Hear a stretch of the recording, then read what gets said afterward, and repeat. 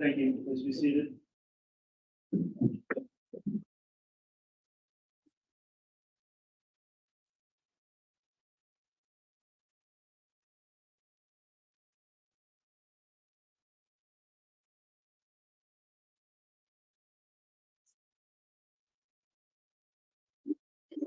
Your Honor, before going to the record, we approach. Yes.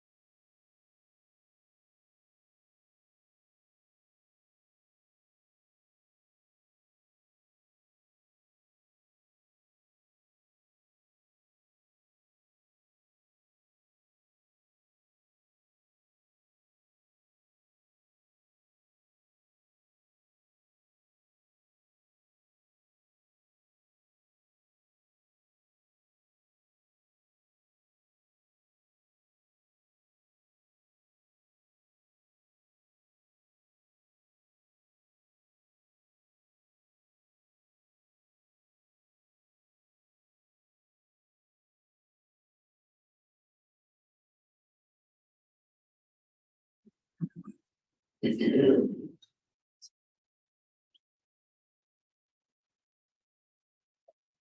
we could have the jury file. Yes, John. You can see it.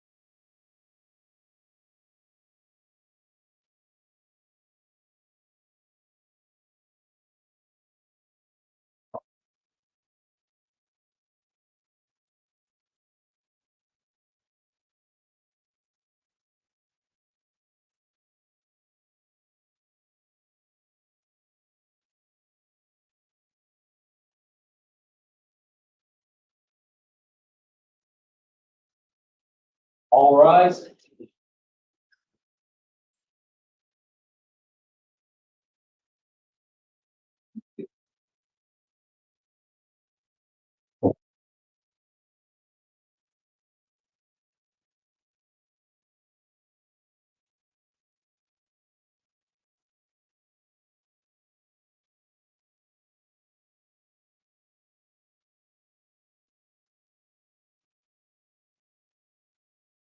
All the jury is present and accounted for. All right, thank you, Mr. Bailey. Please be seated.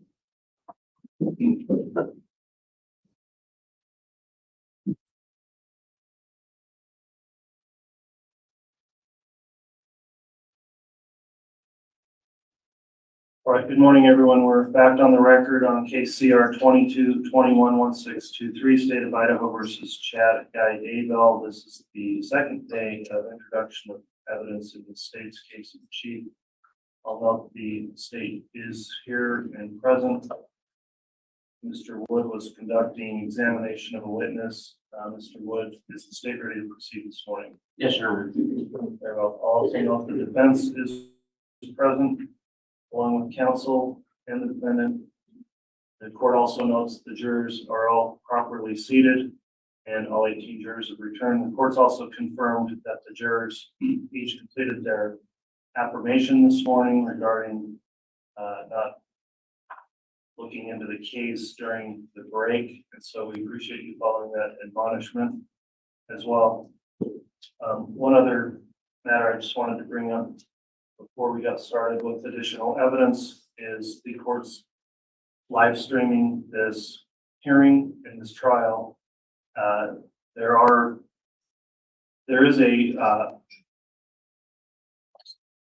I heard there were some complaints that the audio maybe wasn't coming through very well on that. I'd ask the attorneys if they could to talk right into the mics. Of course, that helps as well with our court reporter making the record. In addition, the live stream comes directly through the court's official channel. That can be somewhat difficult to find if you go to the Idaho Supreme Court website. However, there is a website on Ada County about this trial, and if you just Google the term Ada County Daybell trial, there's an easy link to find for the court's official live stream, and that's the most direct signal. So for those that are observing the trial online, if you're having any issues with audio or quality of the signal, perhaps you could go to that direct signal, which is the best source of the live stream proceeding. So with that, then we had Detective Hermosillo was on the stand yesterday, and I believe he was continuing direct examination. Is that correct, Mr. Wood? Yes, Your Honor. All right, I'll have the witness recalled then if you're ready to proceed with additional testimony. Thank you.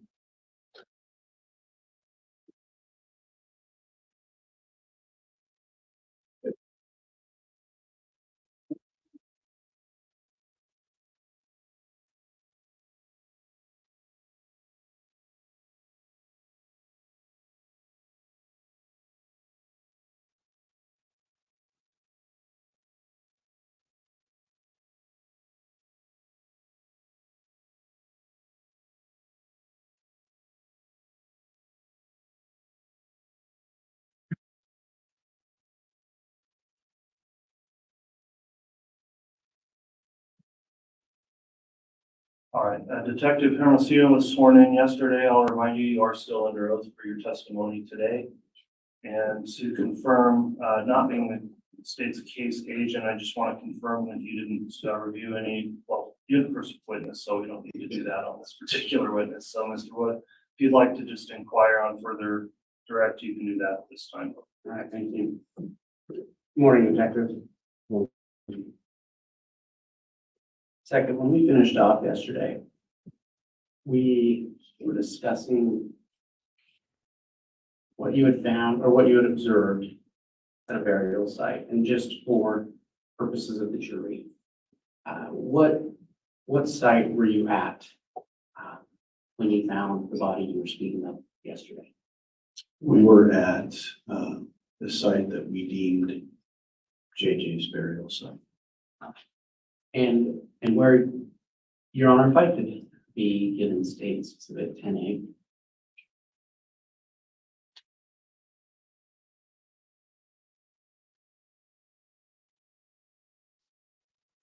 And if I may publish that?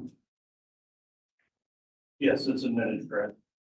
Yes. So,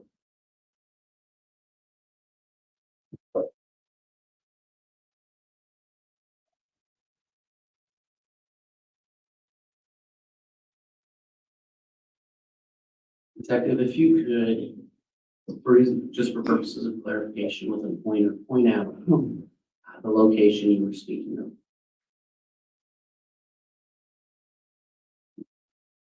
It's the burial site on the other side of this pond, just underneath this tree. Okay. Now, you call it a pond, when you were out there on June 9th, was there water in it? No, there wasn't. And again, just to clarify, when we had left off your testimony yesterday, is it correct that you had, what you observed was what appeared to be a small body wrapped up in a black plastic bag? That's correct. Your Honor, I'd ask that the witness be handed State's Exhibits 10B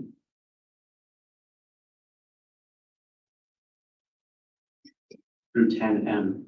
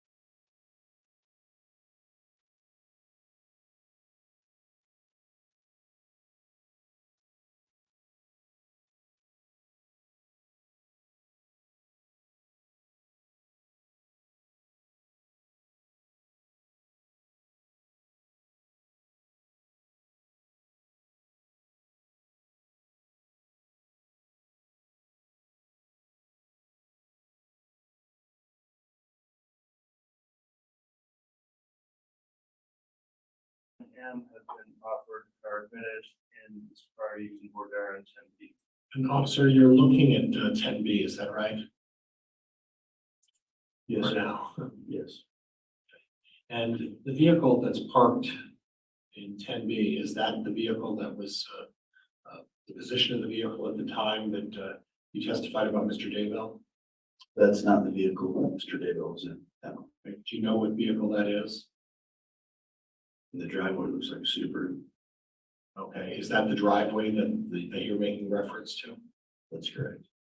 So in other words, somebody else's vehicle is there, we don't know whose vehicle that is, It's not the one that Mr. Daybell was in. but you don't know whose vehicle that is. I don't know whose vehicle that is. You don't know when the vehicle was put there. No, sir. You don't know who the owner of the vehicle is. That's correct. I would object, Judge, on foundation. All right, Mr. Wood. Thank you, Your Honor. Detective. Said you don't know whose vehicle that is, correct? Correct. But you were still there that day.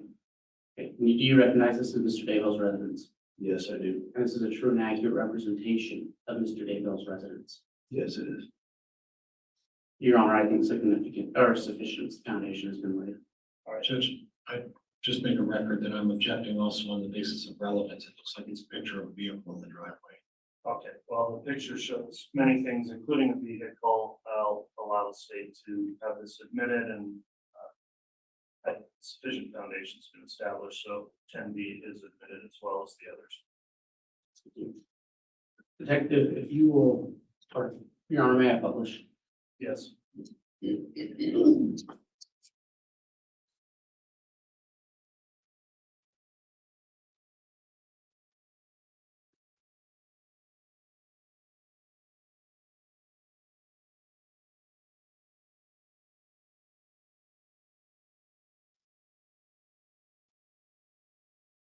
Detective, what did you observe in State's Exhibit 10B?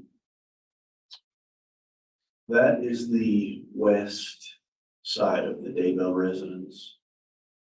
When I testified earlier to coming out and standing in the lawn area, that's not the vehicle that Mr. Daybell was in, but it was similarly parked that way back in. And that's the driveway he was sitting in when I was observing him look over his right shoulder toward the pond area. Detective, do you have the pointer with you? Can you point to where you were standing when you initially observed Mr. Daybell's behavior? I was standing here in this area. And then you said that you positioned yourself so that you could see what you thought he was looking at. That's correct. Where did you go then? I stood more towards the driveway area. The vehicle that Mr. Daybell was in was up further this way. It wasn't backed in as far as this vehicle in the photograph. And just to clarify, is that when you looked back and saw the activity under what became the first burial site? Well, I was looking forward at that time. I was facing this direction. And I aligned myself with Mr. Daybell, who was up here more, and he was looking towards this area here. Now, can you see the first burial site from where you're from that location? Yes, it's the tree I spoke about earlier. This is the tree where JJ was buried underneath. This right here is the pond. You can see just a little bit more taller shrubs around the top of the pond area. But this is the tree that JJ was buried underneath. So is it fair to say that even from the front or the middle of Mr. Daybell's front yard, you can see that location easily? That's correct.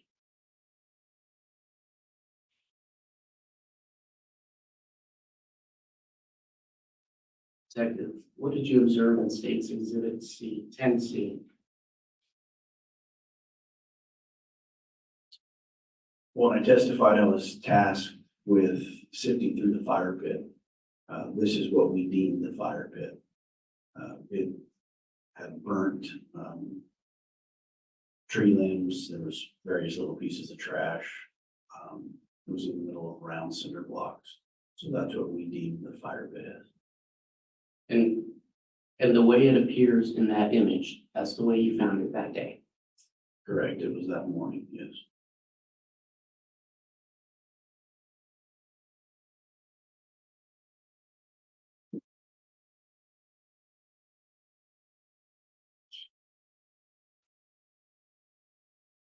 And what do you observe in State's Exhibit 10D? This is just north of the driveway that Mr. Daybell is sitting in, looking in the same direction. So we're standing on the west side looking east. And that is the tree. And then here's the pond area right here. Jacob, I'm gonna put up State's Exhibit 10A again, and if you can point to the approximate location of where this picture was taken from.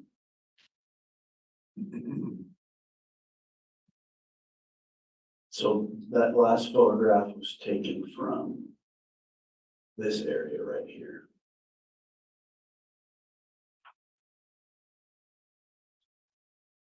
And so it's fair to say from that location, you can easily see aerial site number 1. Judge, I'm going to object at this point. There's been some leading questions. Continues.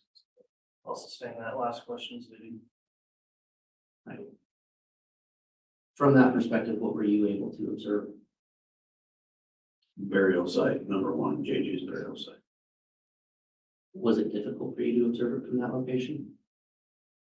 The actual grave site on the ground, yes, from that location, but where the tree and the pond are, no, it wasn't difficult.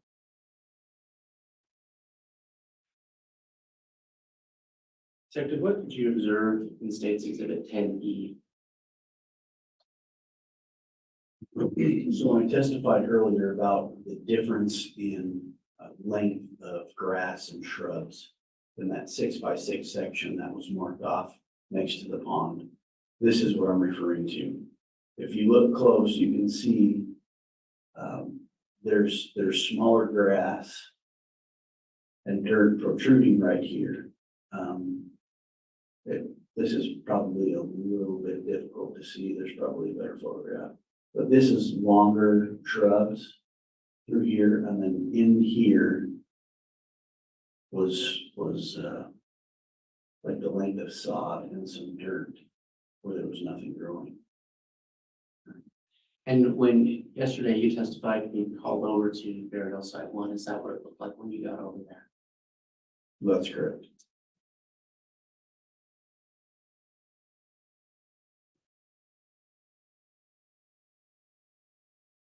Detective, can you describe to the jury what you saw in State's Exhibit 10F?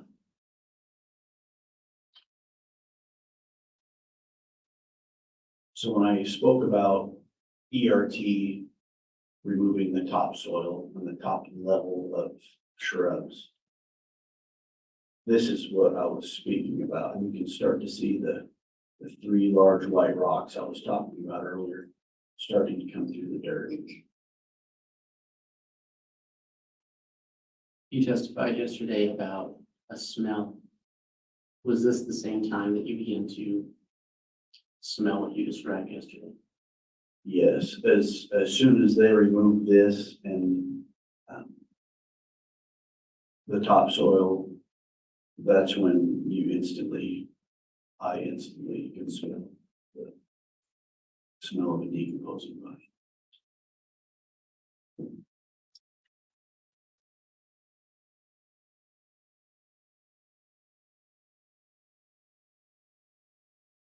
Detective, can you tell the jury what you saw in State's Exhibit 10?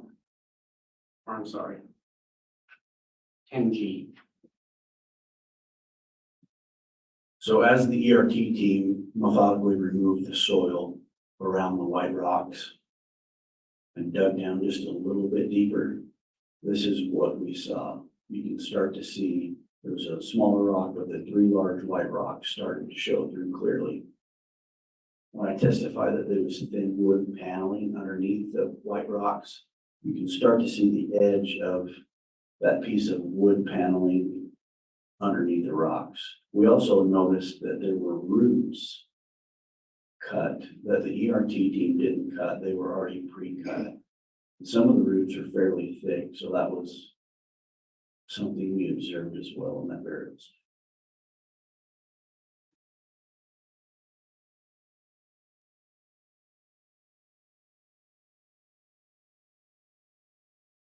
Detective, can you describe for the jury what you saw in State's Exhibit 10H?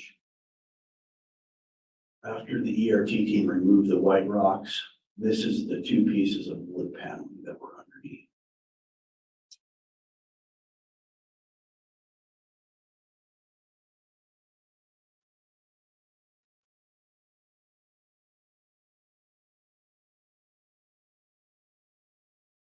What did you observe in States Exhibit 10I?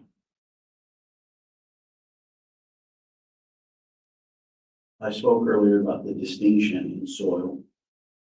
Some of the soil looked wet or moist, some of it looked dry. Excuse me. What you're looking at here is, once we remove the wood paneling, this is what was underneath, and you can start to see the distinction through here of the wet soil. And up here is just the dry soil. So the rocks and the paneling were all through here. So that was the other thing that we observed. And as we took the paneling off, the odor began to become a lot stronger. So we knew we were at the right spot.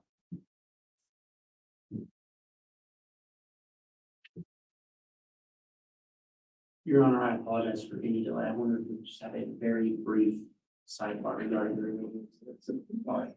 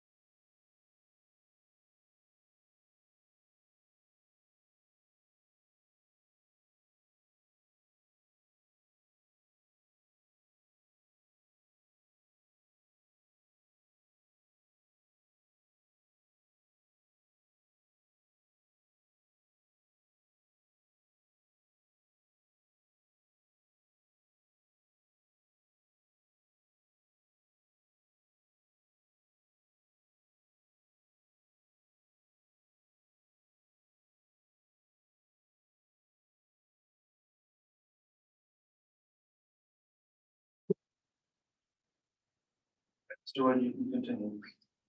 Thank you.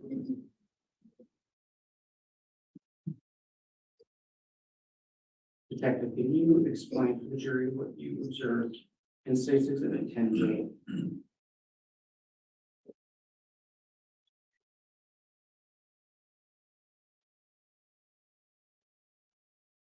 So once we started removing the wet soil, and I testified earlier to a black round object that was truly through the dirt, this is what we started to see. It appeared to be like tight wrapped black plastic. It wasn't very too far underneath. It's fairly shallow, but that's what we started to see. And I talked about what appeared to be the crown of a human head.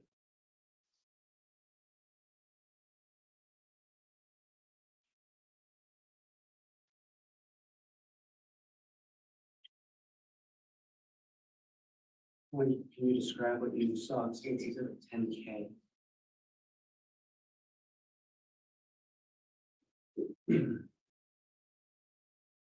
So once that appeared, the ERT team leader Steve Daniels used a small sharp instrument. And I testified that he made a slit through the black plastic. And you can see the black plastic kind of peeled away on the top of the head. And then I testified there was a white piece of plastic underneath. And this is the white piece of plastic here. He made a slit in the white plastic. And when he did that, you can see what appeared to be brown human hair. Some of the hair kind of came out with the sharp instrument. And that's the hair you can see on top of the white plastic. But that's what you're looking at there.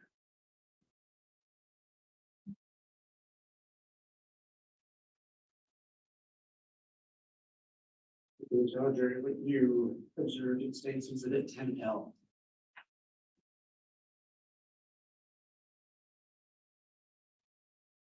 Once the ERT team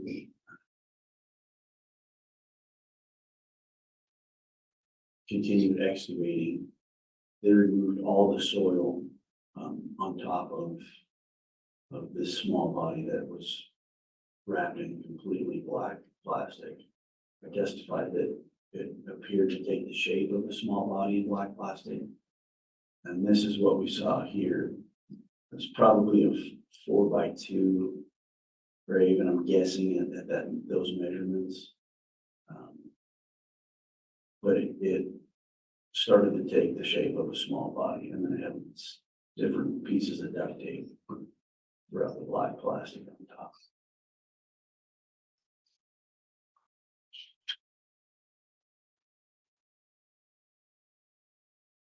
What did you observe in State's Exhibit 10M?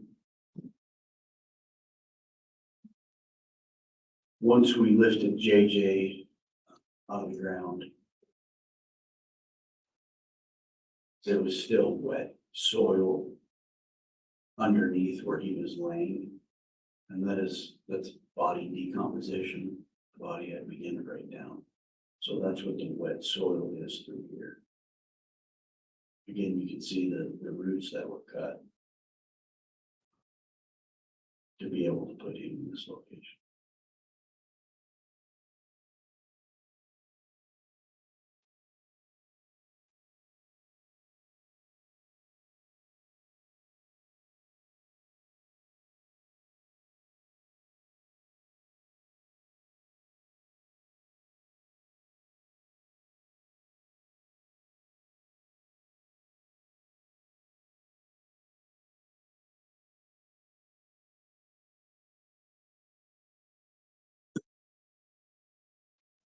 Detective, once that body was recovered,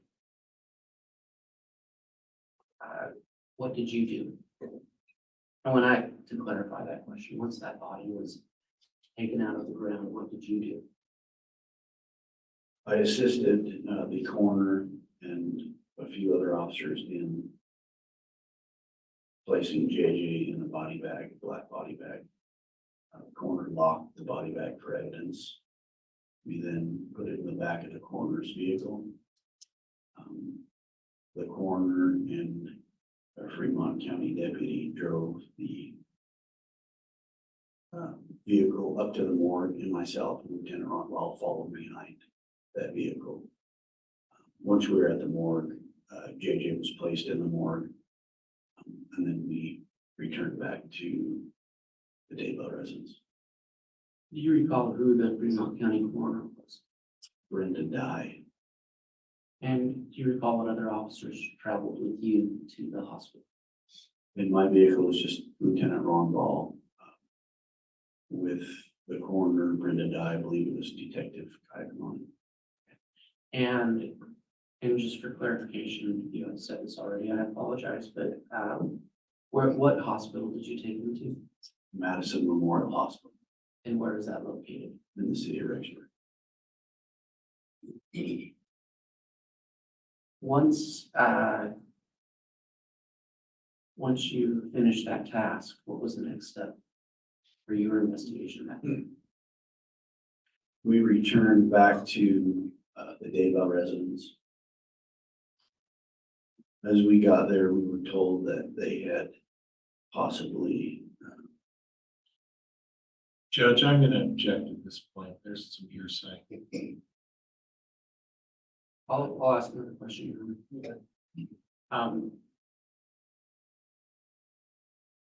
Without telling the jury what anyone told you, what did you do when you got back to the residence? we assisted in a second burial site. And when you got back to the residence, did you observe another burial site being looked at? I did. Where was that located? So through the course of our investigation, we learned that the Daybell family had deemed a section of the backyard as what they referred to as a pet cemetery. And we knew through talking to family members that the pet cemetery had a little black dog statue next to a post that kind of signified where the pet cemetery was. And so when I returned back from dropping JJ off at the morgue, I observed ERT digging in the pet cemetery area. And did you aid in that excavation? I did. What did you personally do? ERT began taking off top layers of soil in the specific area in the pet cemetery. Once they began to again see wet soil start to protrude through the dry soil, they slowed down and we got on our hands and knees and began excavating that by hand. And by hand, did you use tools to do that? We did. They had small tools that we could use, trowels, like paintbrushes, things of that nature. Approximately what time of day was this?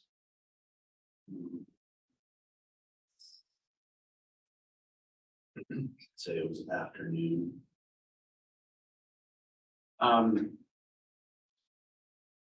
And approximately how many people were there with you using hand tools?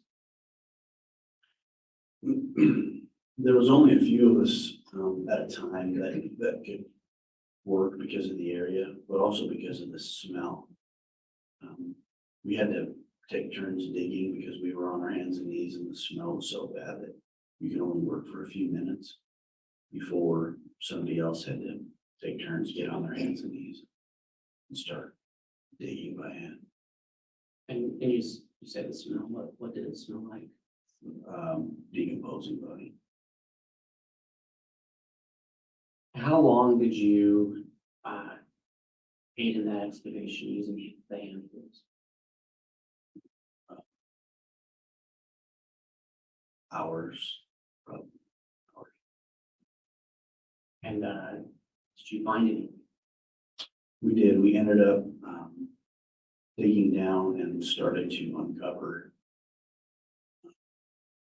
burnt pieces of flesh, charred bone, fatty tissue. Just, and I apologize for the lack of better words, but globs of burnt flesh starting to protrude through the dirt.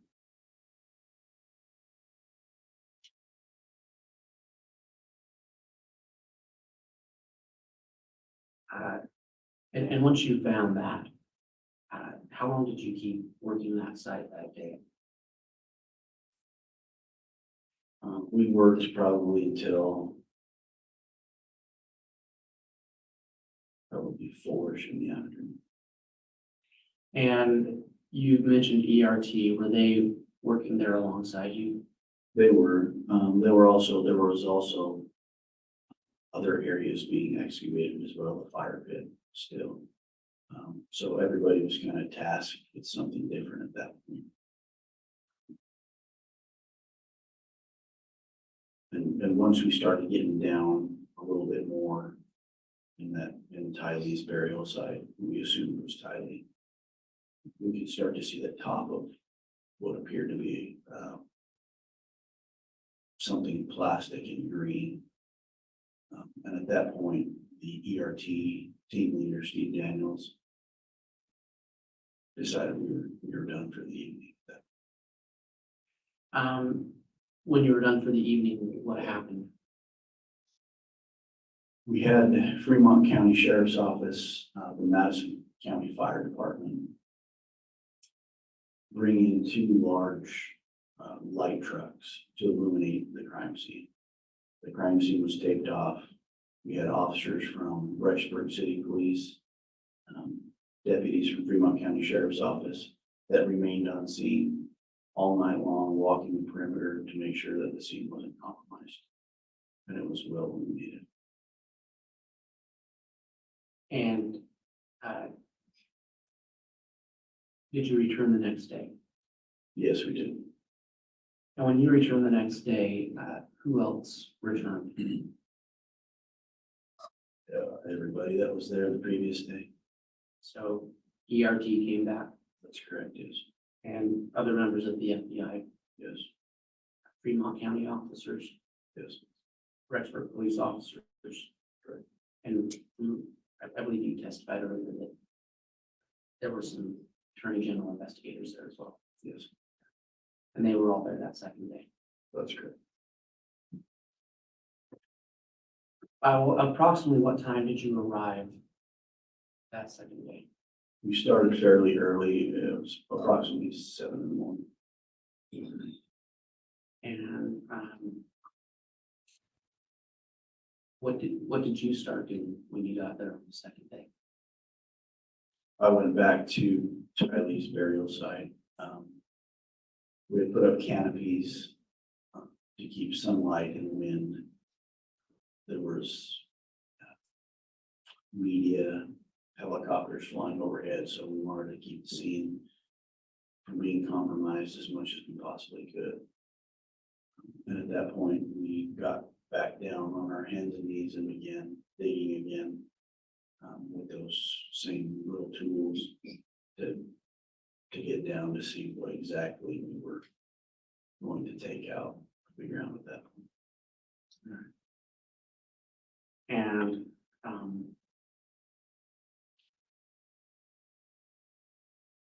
so and then what happened next? Did you continue to do that work? Like I said, we would take turns digging because the smell was so bad. And we would just keep excavating slowly around this green object that started to come through the dirt the first day. So it started to take a shape, a roundish shape, when we began digging down and methodically removing dirt. And at that point, we could start to see what appeared to be the shape of a green melted bucket that appeared to have the remains of, we assume, were Tylee that were charred and burned inside it. And were you there for the excavation of that bucket? Yes, How did that happen? Once we got down to what we thought was the bottom of the disformed bucket, we observed part of a human skull underneath the bucket. There was some teeth that we ended up excavating from underneath. At that point, the goal was to lift that out of the ground. And so there was we made kind of a little hole around it to try to get underneath. So we put tarps out. Like I said, the goal was to try to lift it completely out without manipulating it in any way. But when we tried to do that, when we lifted it, it all broke apart because there was nothing holding it together. So at that point, we had to go back in and remove all the pieces of the charred flesh and burnt bone and organs and pieces of tiley that put onto the tarp. And while you were doing that, you talked about the smell. Is that still present? Yes, very much so. Strong odor, yes.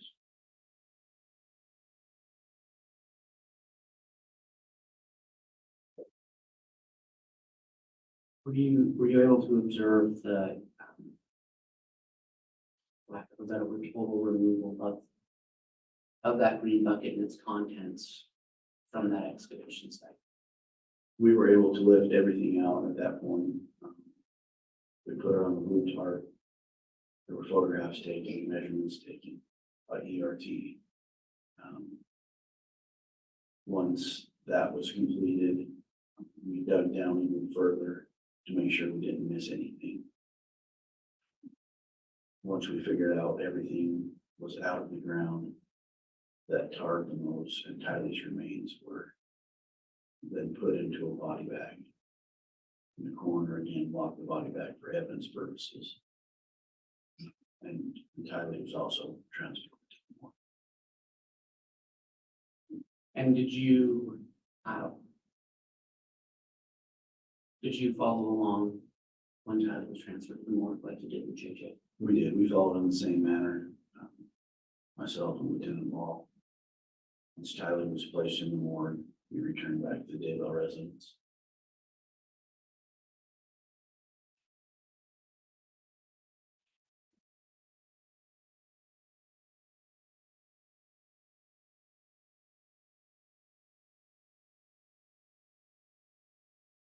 Your Honor, I'm going to be asked that the witness be handed states exhibits 11A through 11G.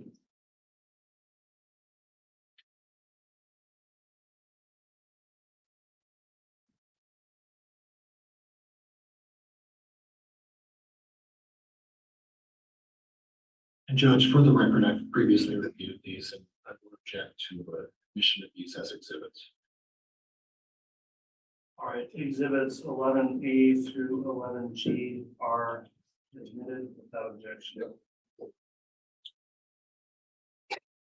This time, as we get into this evidence, I'm gonna announce that because of the graphic nature of some of this evidence, I'm not going to be showing this on the court's live stream, nor to the general public in the courtroom. The jurors will be viewing the evidence as well as the parties are permitted to see that. In addition, the court will provide an opportunity for any victims that wish to see the evidence in a private setting to view it as it's now been admitted into the record. But we made arrangements to not display this to the general public. And so, Mr. Wood, with these exhibits, that's how we'll proceed. And we will not include that on the live stream, but you can discuss it on the record in open public with witness.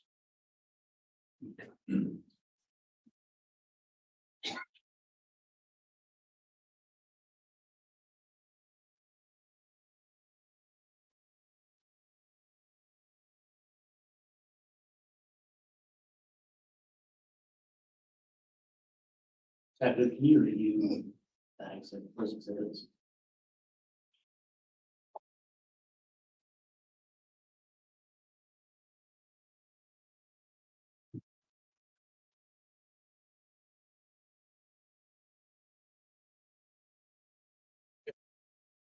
And Your Honor, I understand these are already admitted. I am still ask a few foundational questions just to establish knowledge. Very well for the record. Detective, what does states exhibit 11 report to be? And its subparts?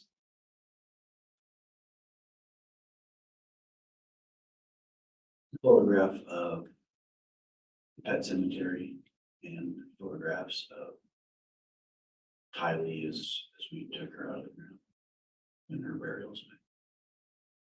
And were these photographs taken on June 9 and 10? That's correct, yes.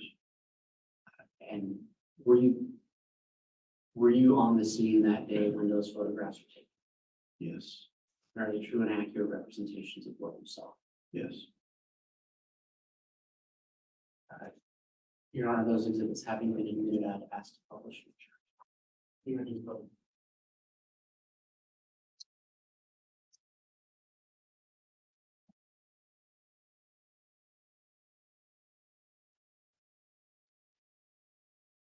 Detective, before I publish that, I'm going to place State's Exhibit 10A up again.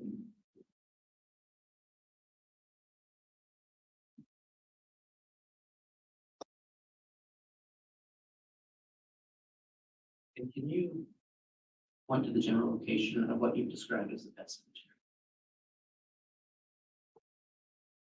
Right here.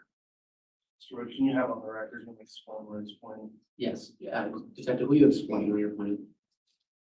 It's just east of this shop area and just north of the fire pit. So it's right through here.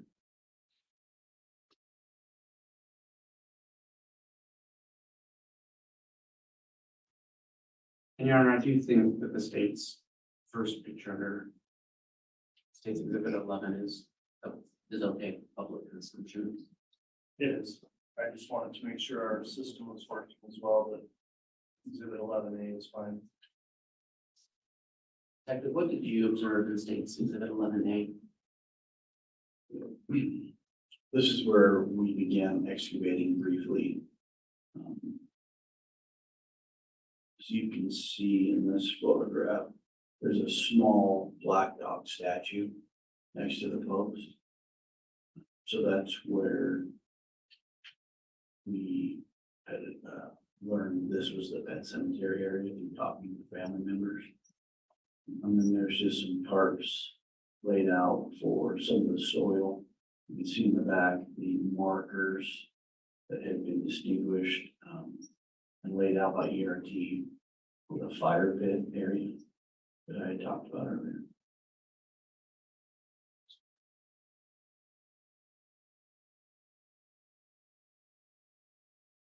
And Your Honor, I think at this point it's appropriate to turn to public access.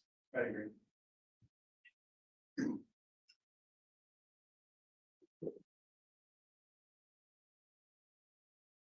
Detective,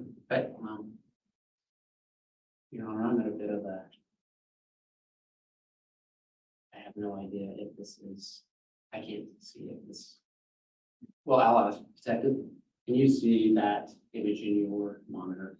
Yes, Can you see most of it? yes.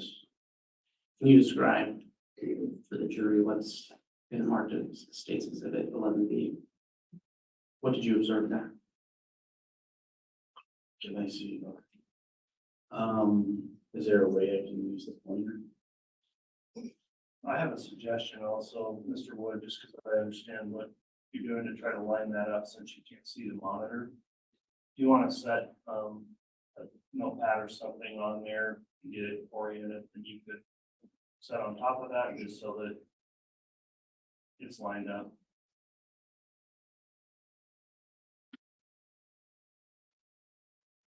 And if I could have the screen for 1 moment, thank you, Your Honor, for that suggestion.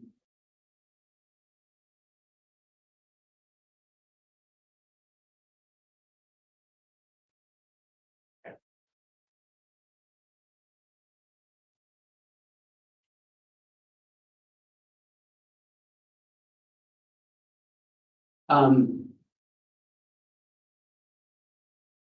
Detective, what did you observe in State's Exhibit 11B?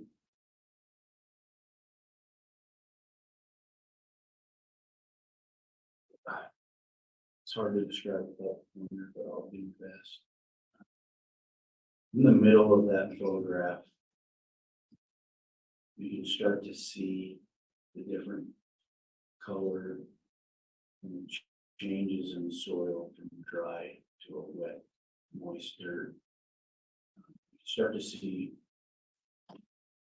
to the left just a little bit of that area. You can see the white piece sticking out and it's burnt on top, and that's charred bone that's starting to stick out, and all the little pieces next to it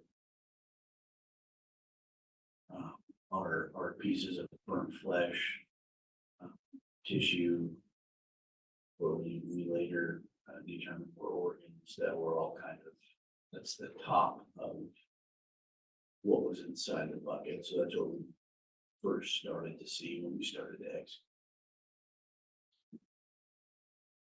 And at this point, were you still using the hand tools? Yes.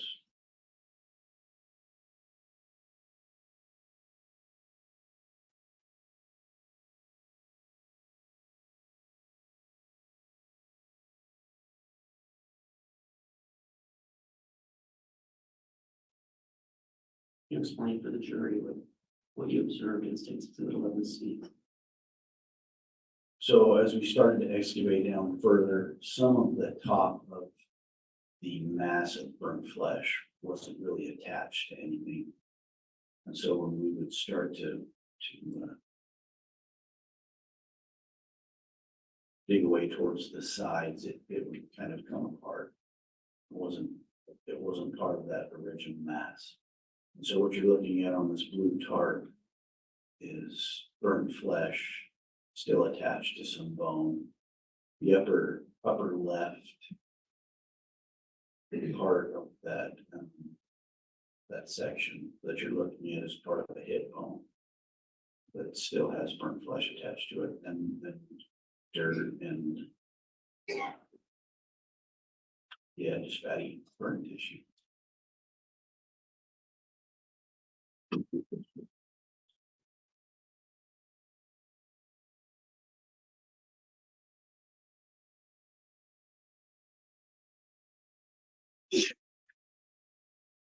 Can you describe for the jury what you observed in State's Exhibit 11D? So when I talked about it started to take a roundish shape, this is what I'm referring to. And we dug around the sides of it, trying to get to the bottom, because like I said, the goal was to get underneath, have 3 or 4 guys in there and just lift it onto the tarp. So that's what you're looking at in this photograph, is just the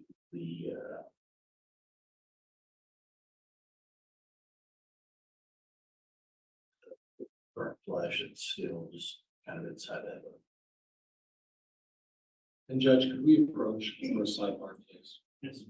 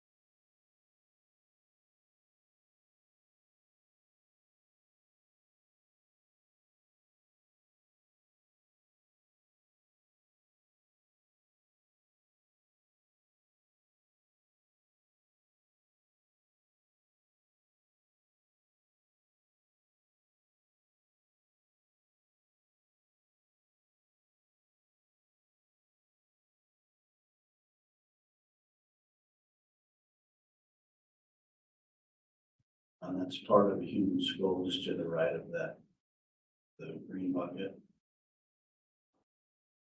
There were teeth there in the dirt as well. But that's what you're looking at, it's just a close-up of the bottom.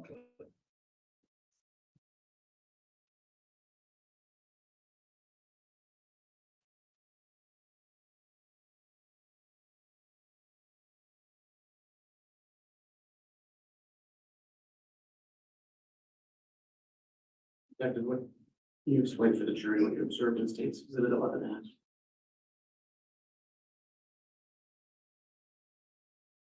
So once we removed that mass, and put it on the blue tarp, there was still some wet soil underneath.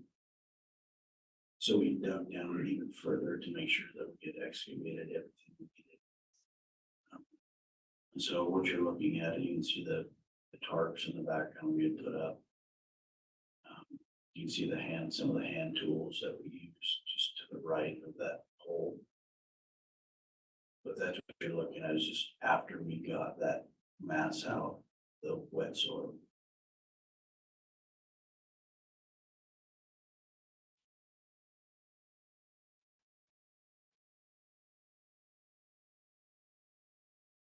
Detective, what did you observe in State's Exhibit 11G?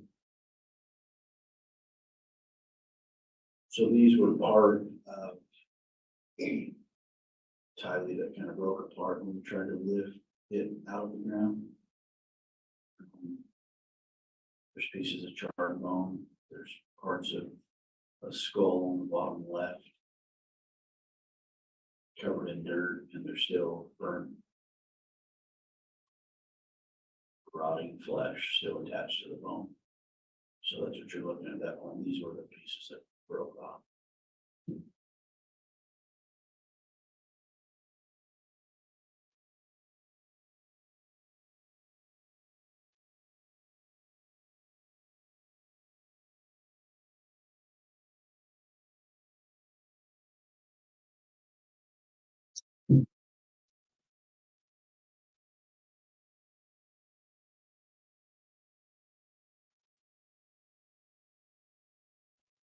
Detective, I believe you testified that you assisted in transferring those remains to Madison County to the hospital, correct? Correct, I followed behind in the corner. Was Lieutenant Ball with you again? He was. Once you got up to the hospital, what did you do? We observed the Fremont County coroner, Brenda Dye, transfer Tylee's remains into the morgue. The morgue was unlocked, but there was evidence they put up. And at that point, myself and Lieutenant Ball went back to the defendant Daybell's residence. And what did you do when you got back there? We assisted and made sure there were no other burial sites or anything that the ERT team needed assistance with. At that point, we decided that we were going to take JJ and Tylee to the Ada County Coroner's Office to have an autopsy performed. So roughly 4 p.m. on June 10th, 2020, it was decided that we were going to follow the county coroner with the remains of JJ and Tylee to the Ada County Coroner's Office for an autopsy the next morning. And when did you arrive in Ada County, approximately? Approximately 8 or 9 in the evening on June 10th. And what did you do once you got there? We went directly to the coroner's office, and JJ and Tylee were dropped off, and the coroner's office took custody of both JJ and Tylee. So that was like later in the evening. Correct. And was an autopsy performed that night? No. When was the autopsy? The autopsy, Judge, I'm gonna object. There needs to be some foundation. Overruled, if you know, you can answer.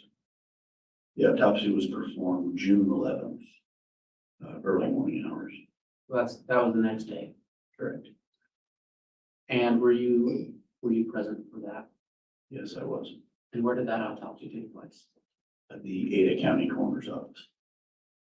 So when you arrived at the coroner's office, what did you do first? Initially, when we arrived, we had a little debrief with the medical examiner, Garth Warren. He told us what he expected. Judge, objection. Grounds, Hearsay? sustained. You met with Dr. Ward. Correct. What was the purpose of that meeting? To debrief us on what to expect that morning.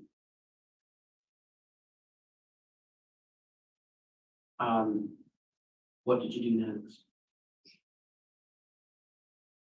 We went to the room where the autopsy was performed.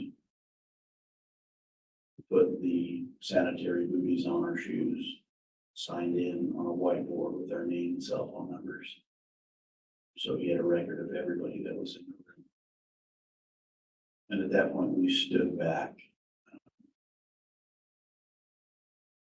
against the wall and observed the autopsy.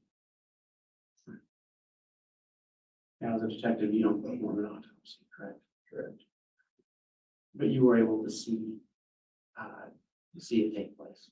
That's correct. And what did you observe happening during that autopsy? One of his team members brought out the body bag. And I recognized it to be the same body bag that we took from defendant Daybell's backyard that day because it still had dirt on it. It still had the same lock. And at that point, they opened the body bag and revealed the same black plastic and small body that appeared to be in the black plastic. And then what did you observe? Dr. Warren and his team cut down the middle of the black plastic to open up what was inside. At that time, I observed a small child with duct tape on his head from his chin to his forehead area, tightly wrapped around his head. He had red pajama pants on, red pajama shirt. He had his arms folded this way across his body. And there was duct tape from elbow all the way around to his other elbow. He had his ankles also bound with duct tape. He was still wearing his nighttime pull-up diaper. He had black socks with the word Skechers in orange. I could tell that he was going through various states of decomposition based on his skin color. Judge, I'm gonna object. Grounds. He doesn't have the experience to make a determination about the levels of decomposition. He's speculating. I'll sustain the objection and strike the final part of the answer about decomposition, Mr. Wilkie. Right. Detective, what did the body's skin look like? The skin was sloughing. It appeared to be bluish green, black, yellow. And through my training experience, going through and handling different dead bodies at different stages of decomposition, that's what I read. Judge, I'm gonna object again. There's been no foundation for him to make that sort of medical assessment. He's not a medical doctor.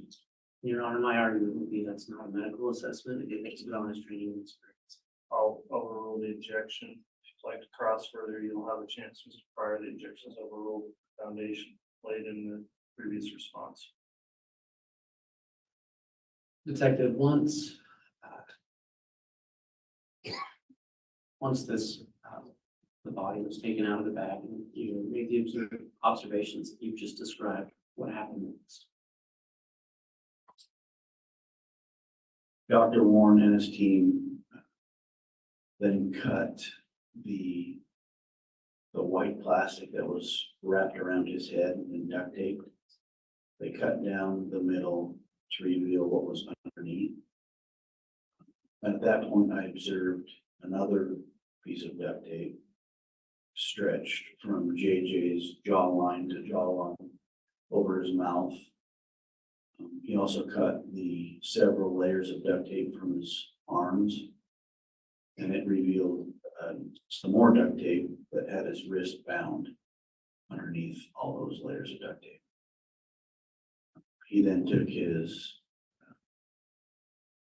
bottom pajamas off and shirt, and it also revealed the nighttime pull-up diaper he was still wearing. Now, Detective, you spoke about the duct tape and bag over the head, correct? Correct. And you've been referring to this as JJ. Yes. Until that duct tape and bag were removed, though, were you able to identify him as JJ? No, once they removed the duct tape in the bag, through looking at all the photographs for the last 8 months of JJ, I recognized him to be the same little boy laying on that table as JJ Vallow. He had the same hairstyle, shorter on the sides, longer on top. At that point, I recognized him as JJ.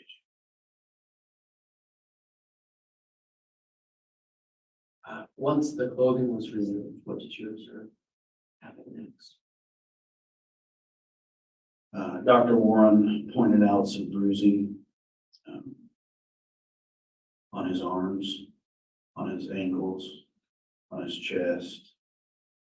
He also pointed out some scratch marks on the left side of his neck, just under the duct tape. At that point, Dr. Warren and his team performed the autopsy.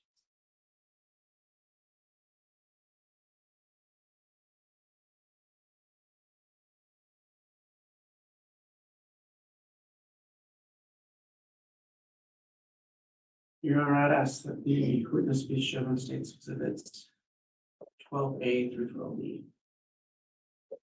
A through B. E. B, thank you.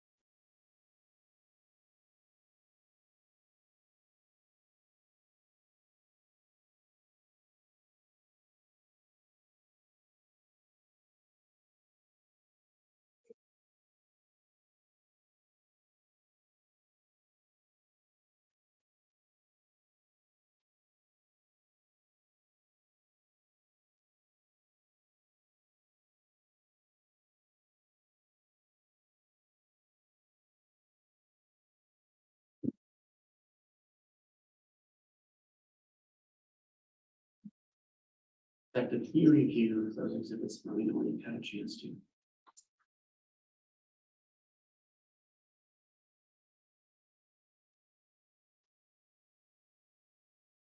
Yeah. Do you recognize state's exhibits 12A through E?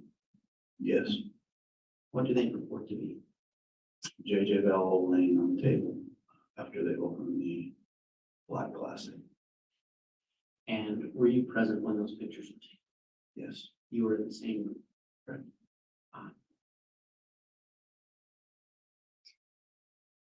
Are those true and accurate representations of what you observed that day? yes.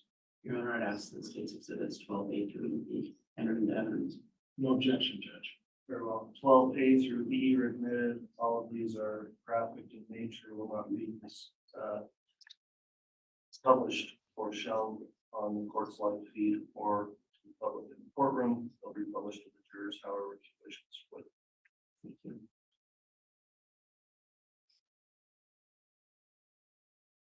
Detective, can you describe to the jury what you observed in state's exhibit 12A?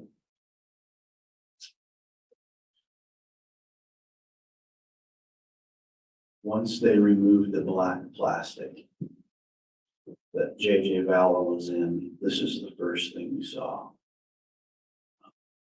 You can see on the white plastic on top of his head, that's the slit that was made when his head was sticking out of the ground. And you can see the duct tape I testified to wrapped around his entire face. His red pajamas are still soaked with body decomposition. The level of duct tape on his arms is what really caught my attention. And he still has the white, he has a white and blue child blanket wrapped around him.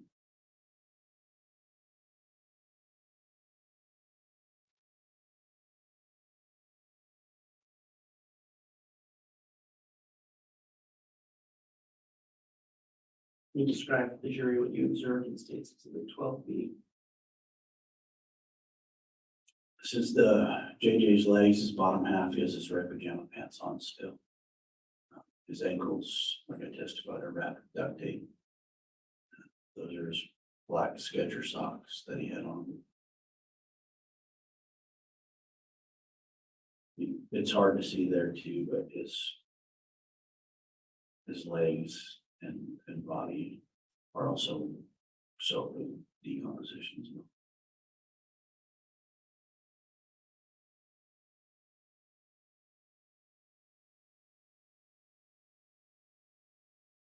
Can you describe to the jury what you saw in state's exhibit 12C? When I spoke earlier that Dr. Warren cut down the white plastic and the duct tape that was covering his head, this is what we saw. You can see the other layer of duct tape around his mouth that went from jawline to jawline. You can see his hair, brown hair, still was matted down to his head. Wet, soaked with body decomposition. But at that point, I was able to still recognize him as JJ Vallow.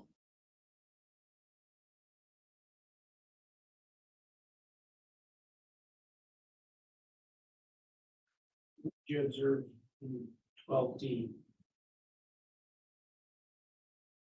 That's the white bag that was covering his head. It looks like blood in the bag. It's actually body decomposition, just breaking down. It appeared to be a normal trash bag. It had a red drawstring. And you can see, if you look close at the waffle style pattern, the expandable type trash bag. There's still pieces of duct tape that are attached. That's what that photograph depicts.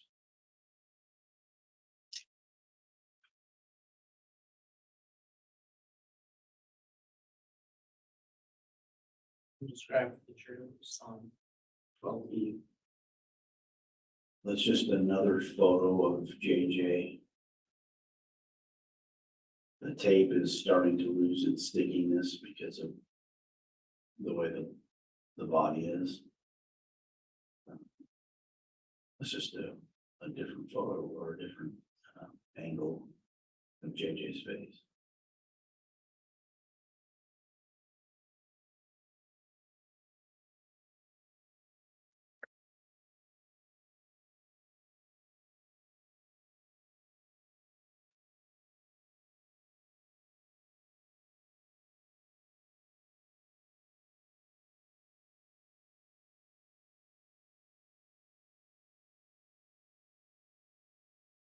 Okay, I have a recite our council.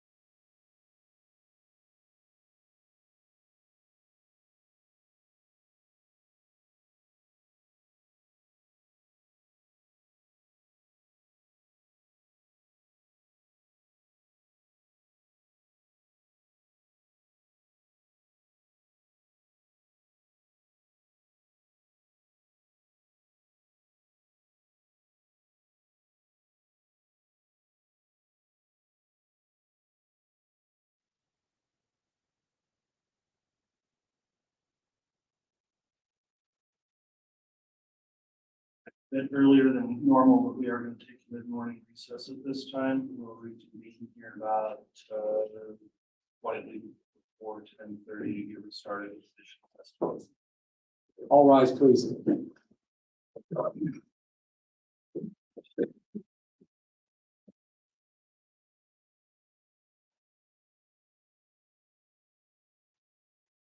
Gentlemen, you are not allowed to close out.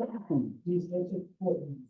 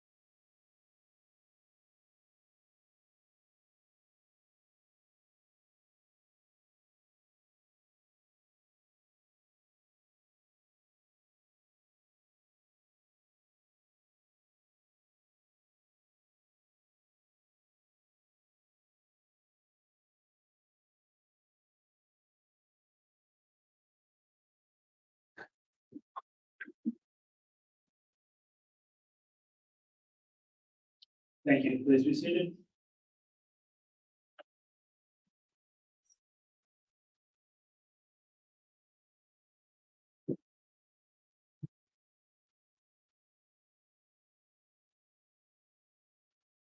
Council, if you're ready, we'll have the jurors brought back in.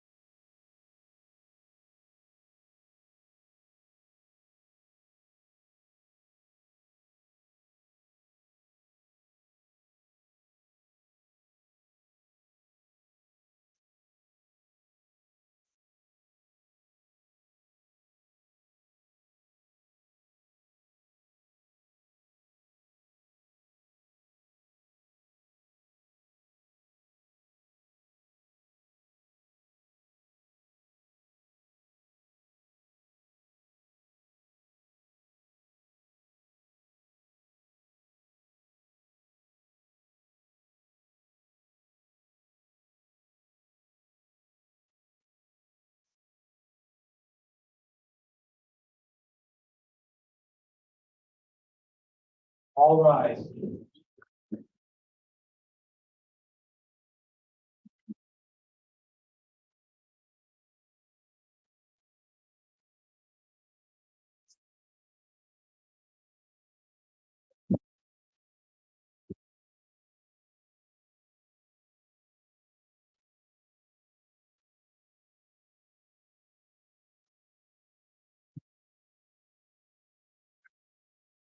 Jury is present and accounted for. Thank you, Mr. Bailey. Please be seated.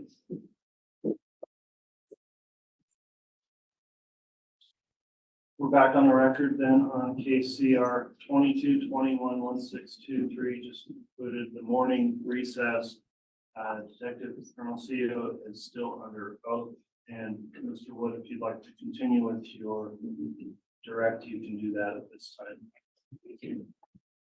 Detective, I think when we left off, we were speaking about the autopsy of J.J. Bell, correct? Correct.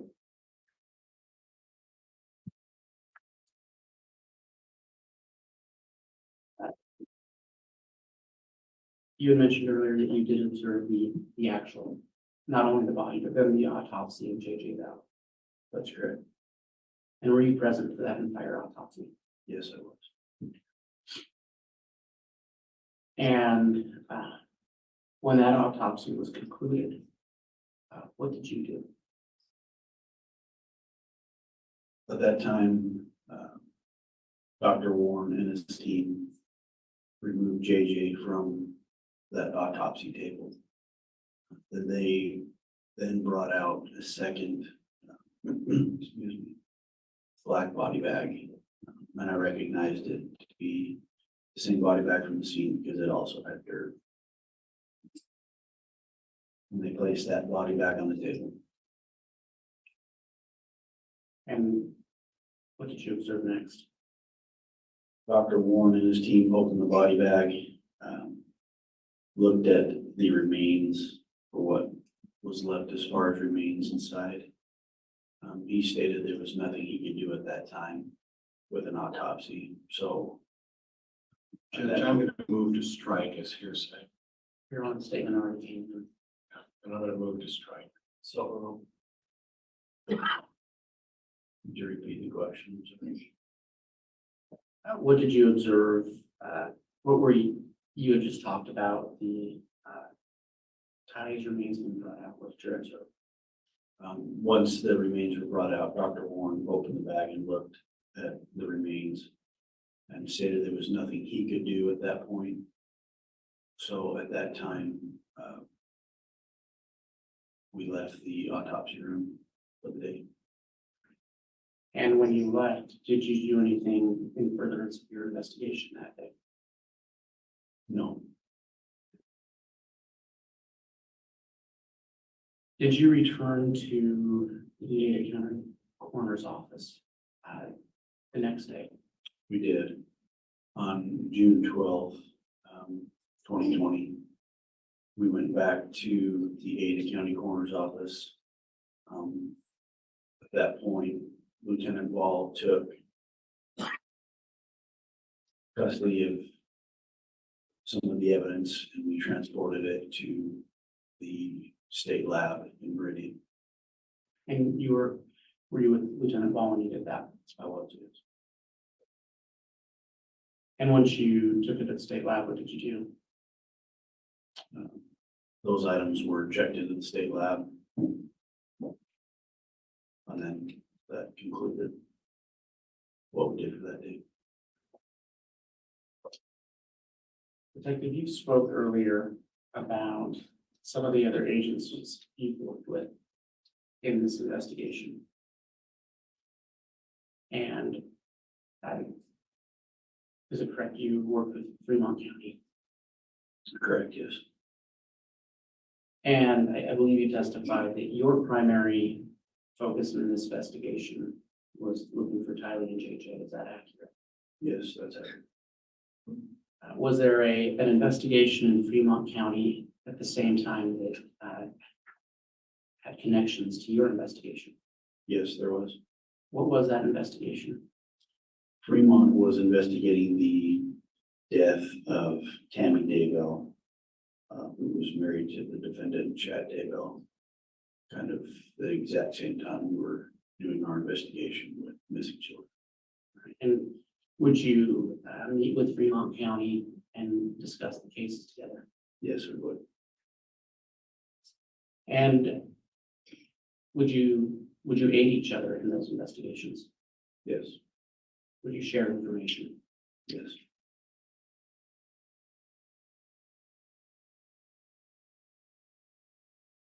Detective, are you aware of any event involving Tammy Daybell on October 9th, 2019? Yes, I am. How did you become aware of that event? Through the course of sharing information with the Fremont County Sheriff's Office, we were advised. Judge, can we approach? Yes.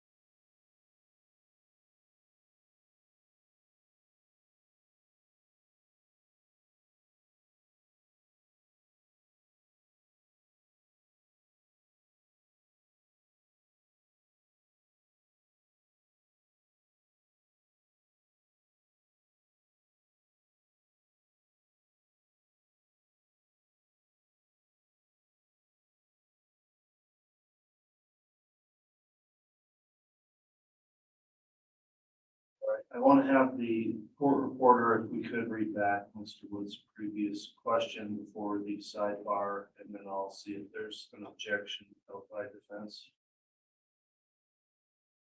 Question, how did you become aware of that event? Is there an objection to that, Mr. Pryor? No, not to that question.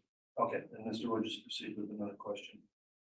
I don't think there's no objection to the question. I don't think it's been answered yet. Okay.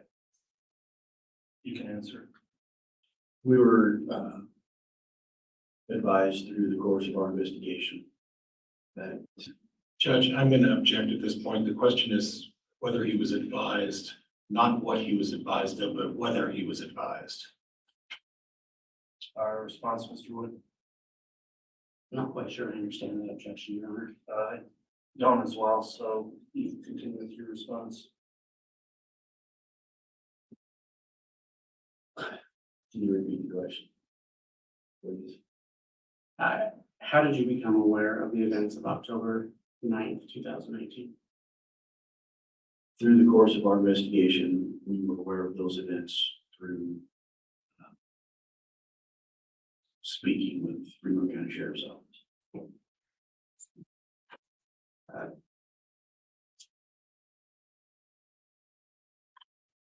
Why was it important to you in investigating your case to share information and receive information from Fremont County? It was important because the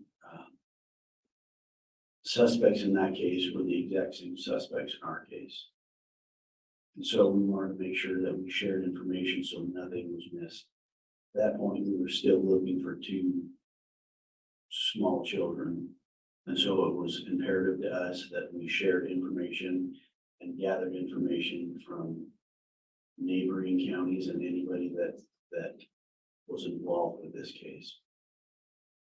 And did you also confer with Arizona law enforcement? We did, yes. Detective, are you aware of who Charles Vallow was? Yes. Who was he? Charles Vallow was married to Lori Vallow. Is he alive? No, he is not. Do you know when he died? Charles died July 11th, 2019. Are you aware of how he died? Charles was shot by Alex Cox, Lori's brother. Now, you testified earlier that your initial involvement in this case involved looking for a Jeep. That's correct. And I believe, correct me if I'm wrong, I believe you testified that you were looking for that Jeep because it was requested by Arizona law enforcement. That's correct, yes. And are you aware of why they were looking for that Jeep? Yes, I am. Why were they looking for that Jeep? That Jeep was a suspect in an attempted homicide of Brendan Boudreaux, who was married to Lori's niece, Melanie Boudreaux. The suspect in that homicide was also Alex Cox.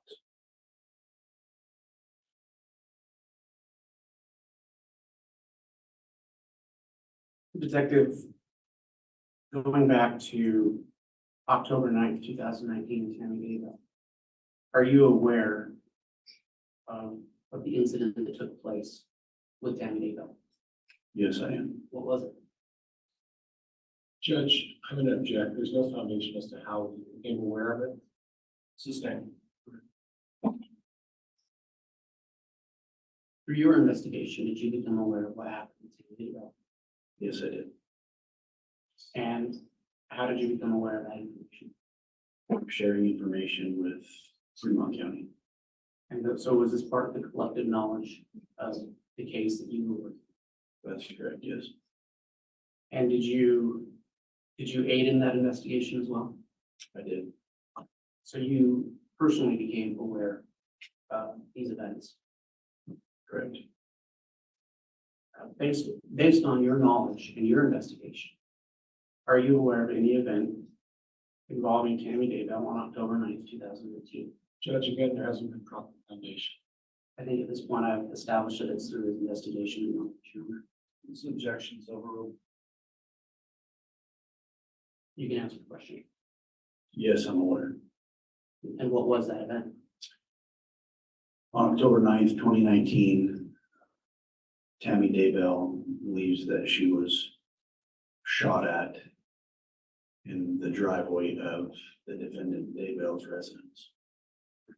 And when you say shot at, are you aware of how she thought she was shot at? She initially reported that it was possibly a paintball gun.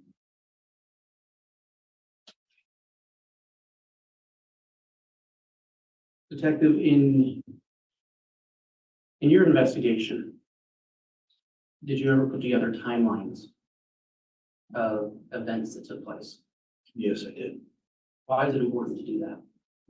Just to establish who the key figures were, and the key dates to aid in our investigation, so we can make sure that we share the accurate and correct information with the other agencies. And in preparing for this trial, did you prepare any charts of key figures to aid the jury in understanding your testimony and the testimony in the trial? Yes, I did. And was that based on your involvement in the case Yes, and your investigation? correct. And based on I'm sorry, that wasn't very well said. Based on the information you gained from your investigation. That's correct. Your Honor, I'd ask that the witness be handed State's Exhibit 30.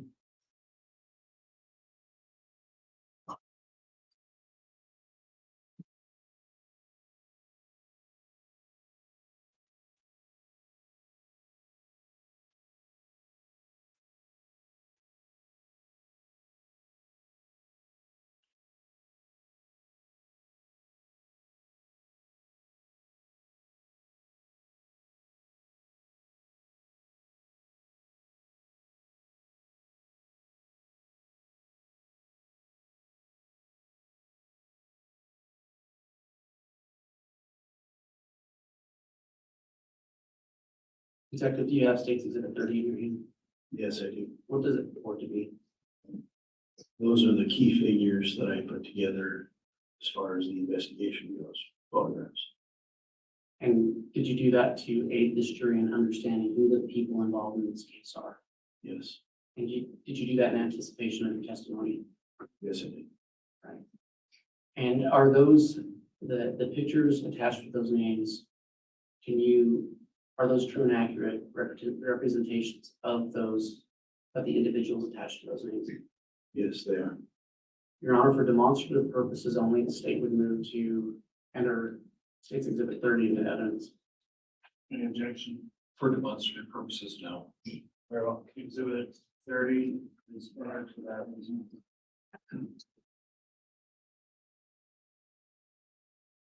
May I publish? Yes.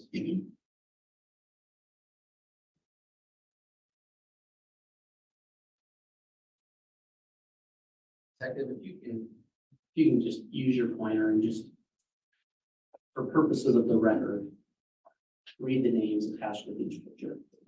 Sure. This is Lori Vallow Daybell, Charles Vallow, Alex Cox, who's Lori's brother, Chad Daybell, Tammy Daybell, his deceased wife, Tylee Ryan, who is daughter to Lori, JJ Vallow, who's a son to Lori, and Melanie Pulowski Boudreaux, she was remarried, is the niece to Lori Vallow. And when you say that JJ was Lori Daybell's son, was he also Charles Vallow's son? Yes, he was. And that was by way of adoption, correct? That's correct. And so Alex Cox was JJ and Tylee's uncle. Yes.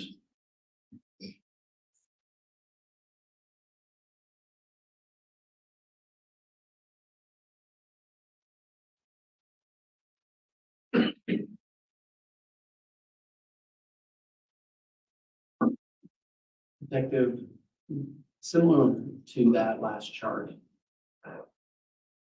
did you prepare a timeline in anticipation of your testimony? Yes, I did. And did you do that based on your experience and knowledge of the case? Yes, I did. And it was based on information you gained through your investigation? That's correct. And did you do that to aid the jurors in understanding just the basic timeline of the events that happened in this case? Yes. Your Honor, I'd ask the witness be handed State's Exhibit 31.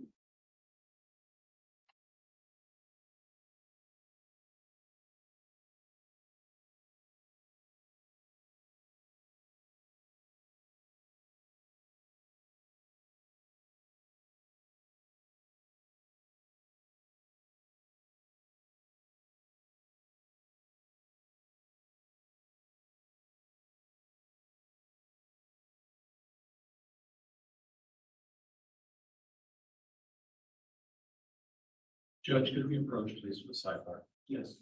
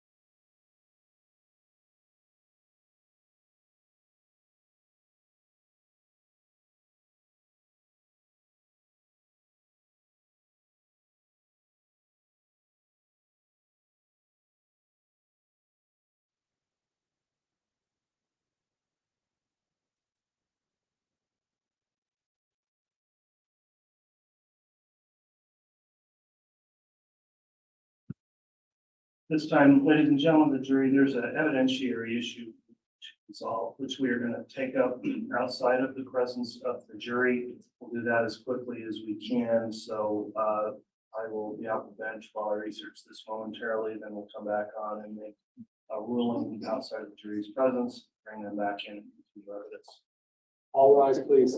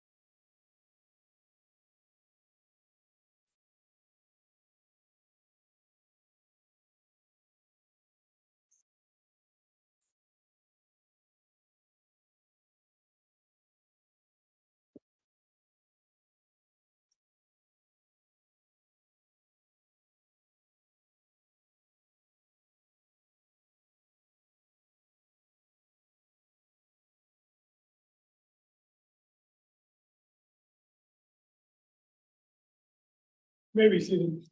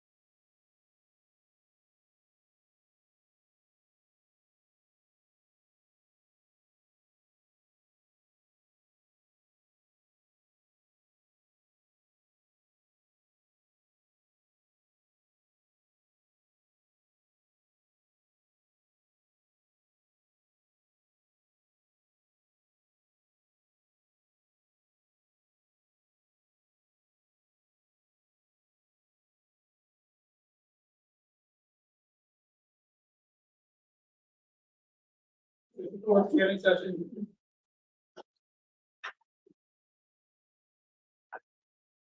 Thank you. Please be seated.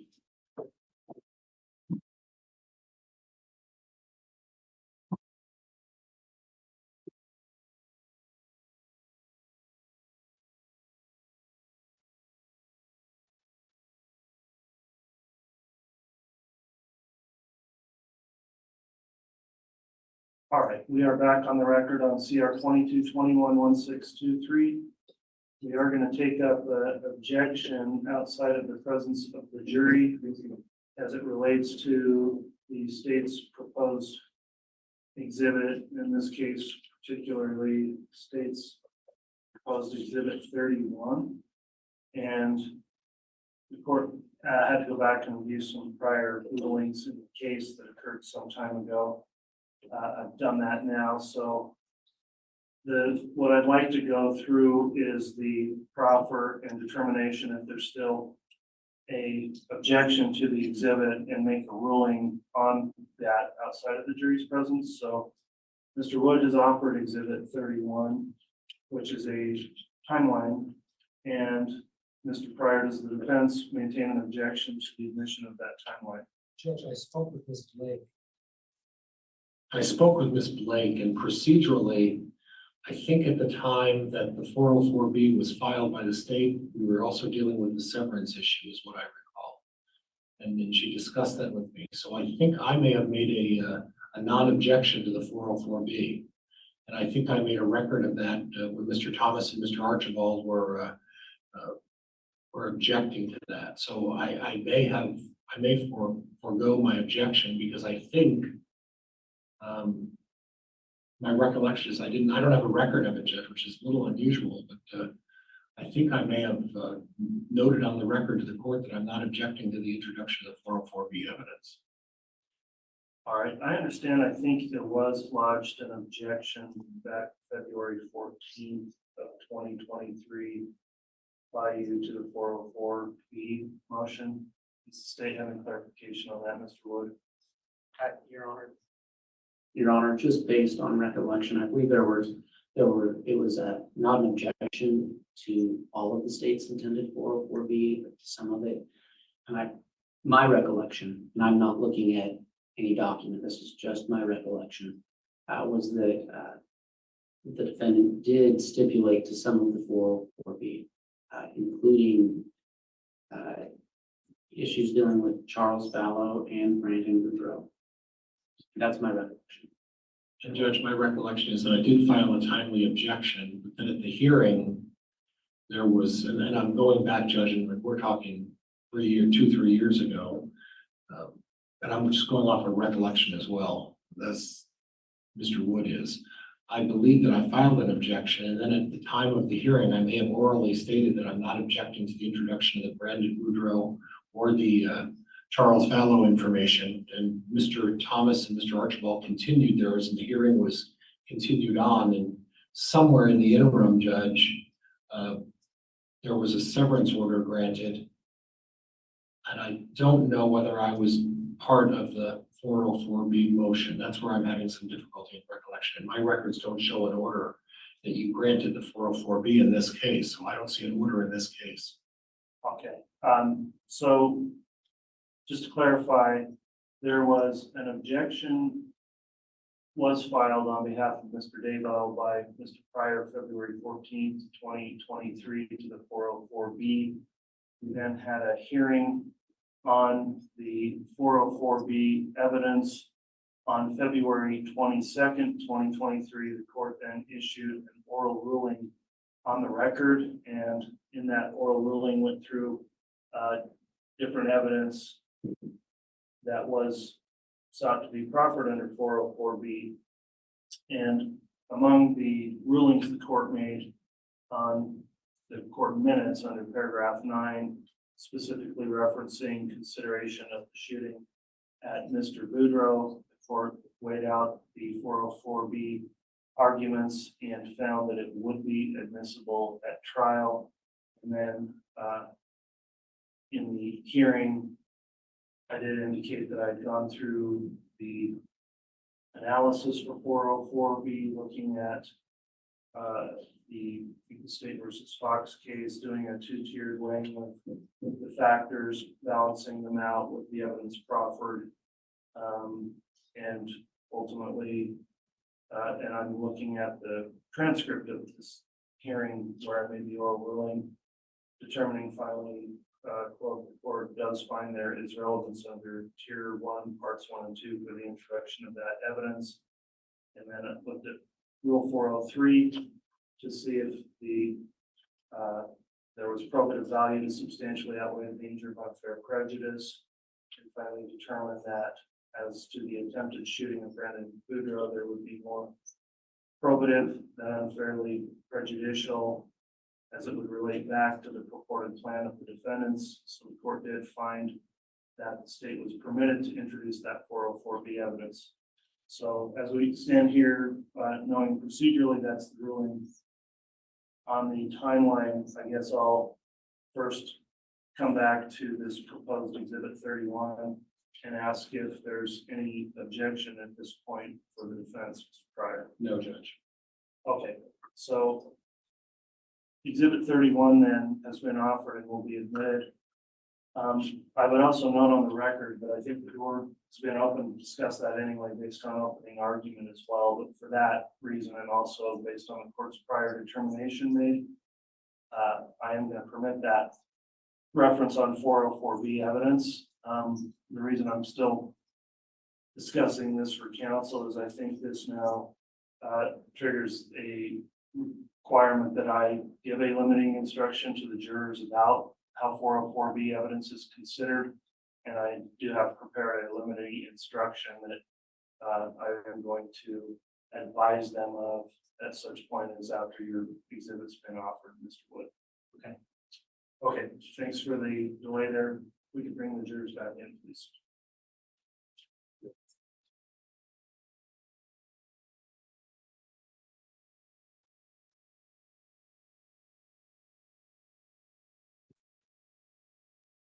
This is, I don't know where the, I've got the actual.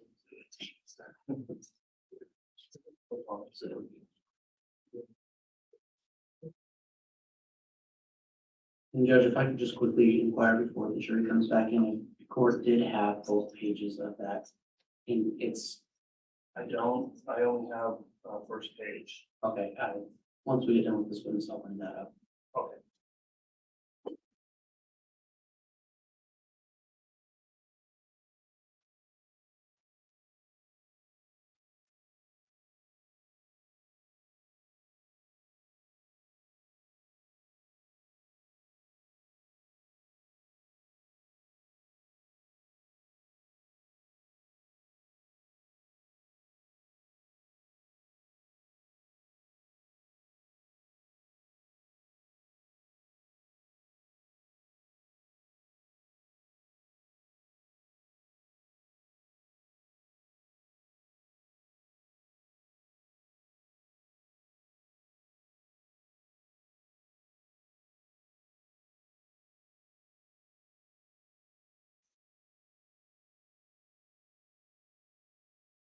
All rise.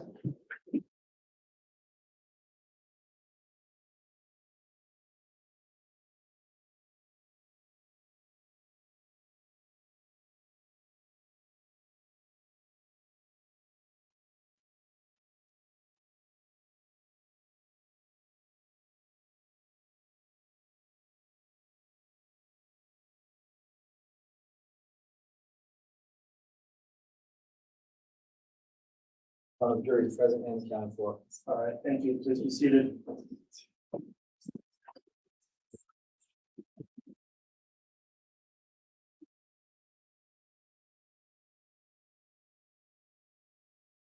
right, ladies and gentlemen of the jury, apologies for that delay. We were working through an evidence issue. I will note that the state has offered exhibit 31, which has now been admitted by the court. It's a timeline. It does make some references in there that for me at this time, I think would be best to give the jurors a special limiting instruction. So I'll read this instruction to the jurors at this time. Ladies and gentlemen, during the course of this trial, evidence will be introduced for the purpose of showing that the defendant committed acts other than for which the defendant is on trial. Such evidence, if believed, is not to be considered by you to prove the defendant's character or that the defendant has a disposition to commit crimes. Rather, such evidence may be considered by you only for the limited purpose of proving the defendant's motive, opportunity, intent, plan, or absence of mistake or accident. So with that instruction provided, Mr. Wood, if you'd like to proceed with that exhibit you missed. Your Honor, I don't have these. Well, I believe the witness does.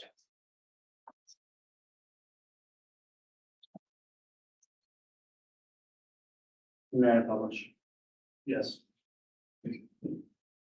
Just briefly before I do, Detective, before we took a break, we spoke about timeline you had prepared. Correct. And the reason you prepared that was to aid the jury in understanding the events of this case. Yes.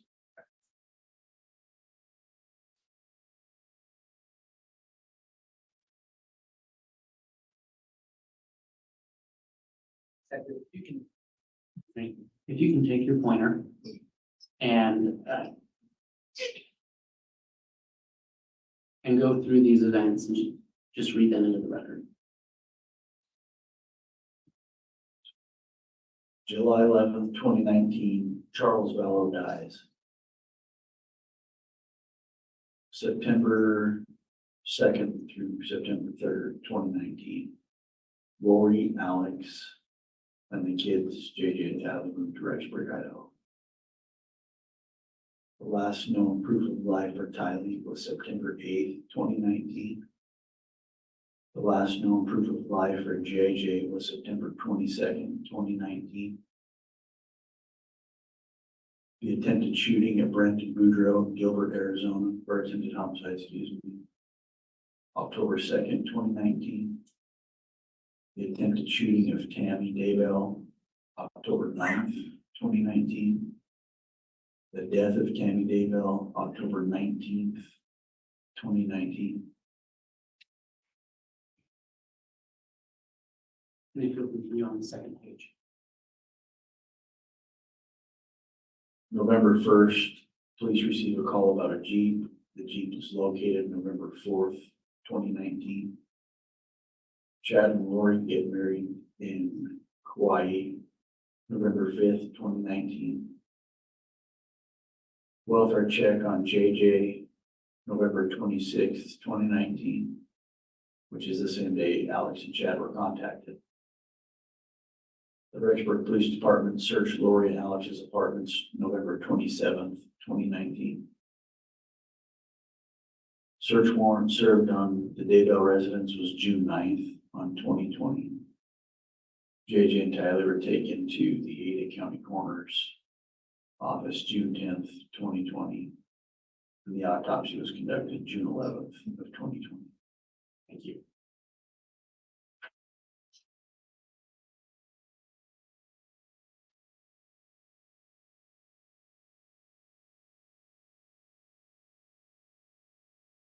Your Honor, I have no further questions for this witness at this time. All right, thank you, Mr. Wood. Mr. Pryor, cross-examination. Judge, would the court like me to start, or would you or like to take a break, a lunch break? Let's go ahead and get started with cross and go till it was, please.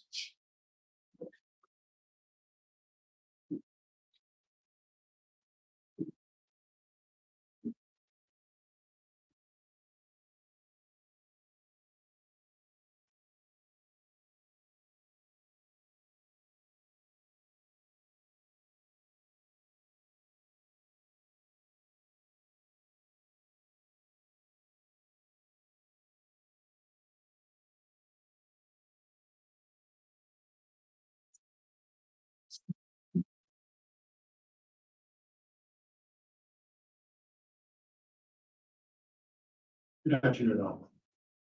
Good morning, officer. Good morning, sir. We do know each other. We've at least exchanged pleasantries a couple of times. Yes, sir. In the past. And I guess for purposes of this hearing, would you prefer that I refer to you as lieutenant or officer? Lieutenant's fine. Mr. Pryor, Apologize very much for the interruption. I wanted to confirm something on that last exhibit. It was entered by the court. Is that a demonstrative exhibit? That's what I understood. Either as a demonstrative or a summary. Okay, thank you, counsel. Apologies for the interruption. Judge, I'm also looking for the, oh, I found it.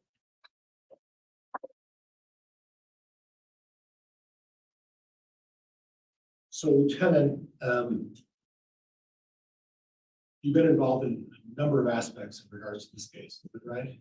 That's correct. You've done some investigation on your own in terms of welfare check with Lori Vallum, is that right? Yes, But you've also interviewed a number of witnesses, is that correct? yes, You interviewed Melanie Gibb, David Warwick, right? yes, Several times? few times.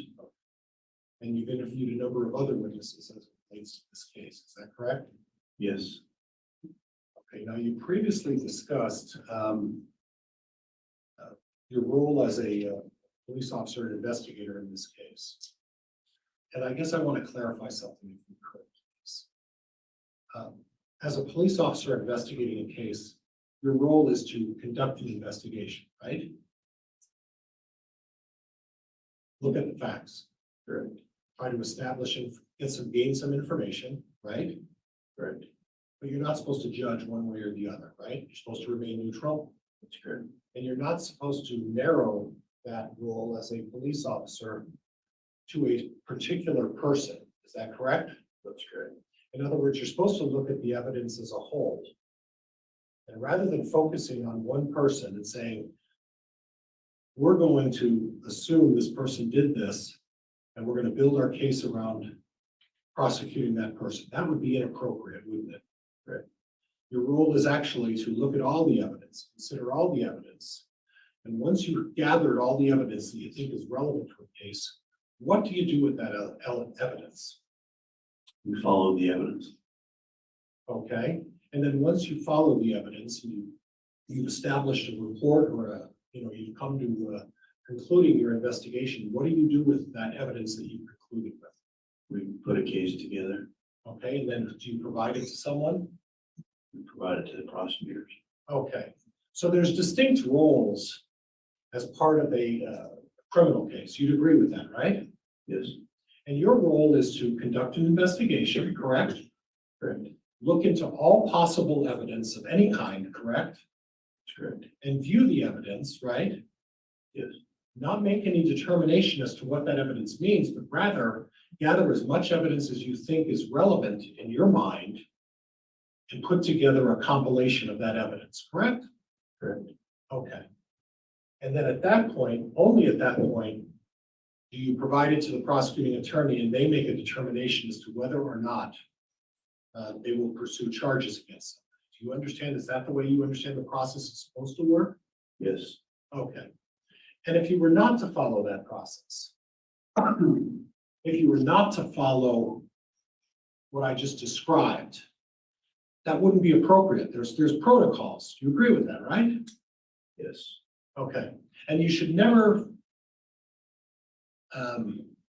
blend the roles of a police officer with the role of a prosecuting attorney. You would agree with that, right?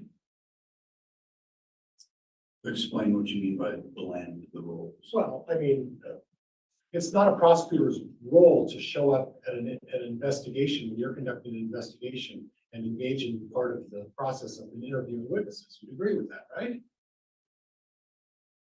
I've had prosecutors show up to certain investigations. Okay, but that's not the norm, is it? I think it depends on the investigation. Okay. So in other words, you think that it's appropriate that if a prosecutor is deciding whether to pursue charges against somebody, that they should also participate in the interviewing of these witnesses as part of that process. Is that what you're telling me? I think it's important for a prosecutor to have all the information. Well, doesn't that create a problem in your mind? No, sir. Okay. Well, let me talk to you a little bit about that. Because if you're doing an investigation and you're really remaining neutral as part of that investigation, right? You're not supposed to make judgments, correct? Correct. You're supposed to look at the evidence, gather all the evidence, and then make a determination of what evidence you want to submit to a prosecuting attorney, right? Correct. Do you ever get involved in the process of deciding whether someone should be charged or not? What do you mean by that, sir? Well, after the evidence is all gathered, and after you've done your report as a police officer and put together all of the information, do you ever go over to the prosecutor's office and say, you know what, I put this evidence together, and you know what, I want to have a discussion with you about whether or not we want to charge this person? That wouldn't be appropriate, would it? I'm gonna object as argumentative. Sustained. Okay. But would it be appropriate for a prosecutor to interview witnesses and inject their personal opinion in those processes of interviewing witnesses? Would that be proper under any circumstances? And I'm gonna object as argumentative. I'll overrule that objection. And could you repeat the question again?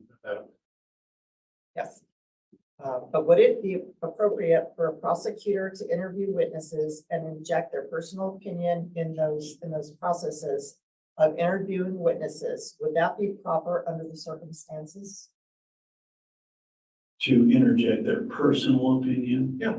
I would say probably not. Okay.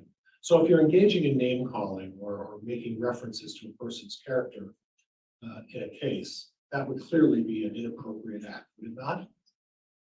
Objection beyond the scope, Your Honor. That's sustained. And that's facts, not evidence. Right. Now, you spoke a little bit about this body cam issue. And you said that it was a policy that there's only one body cam among 7 or 10 of you as detectives. Is that right? No, sir, I never once said it was policy. I just said there was only one body cam. Oh, so, Between 7 to 10. so in other words, you share a body cam. It's not a policy within the department. Correct. Okay, is there a policy in the department about recording or trying to preserve a record when you're interviewing witnesses? Yes. Okay, and what's that policy, sir? When we conduct interviews in the police department. Yeah. Those interviews are recorded. Okay. Now, what about if you're out in the field and you're conducting an interview? Is that to be recorded as well? There's no policy that says it has to be recorded. Okay. Do you carry a microphone as well, officer, other than a body cam? No, not on my person, I don't. Okay. Do you carry a cell phone while you're doing that? That's issued by the county. Do I keep this cell phone in my car? Yes. I didn't ask you that. I said, do you carry a cell phone when you go out in the field? On my person or in my vehicle? Either one. In my vehicle. Okay. And does that cell phone have the technology that allows you to record or photograph and videotape images? Yes, it does. Okay. So what I understand is on November 26, 2019, you were directed your folks to go out to the Lori Vallow residence. Is that right? That's correct. Okay, and you said that you were with Ron Ball, is that who you said you were with?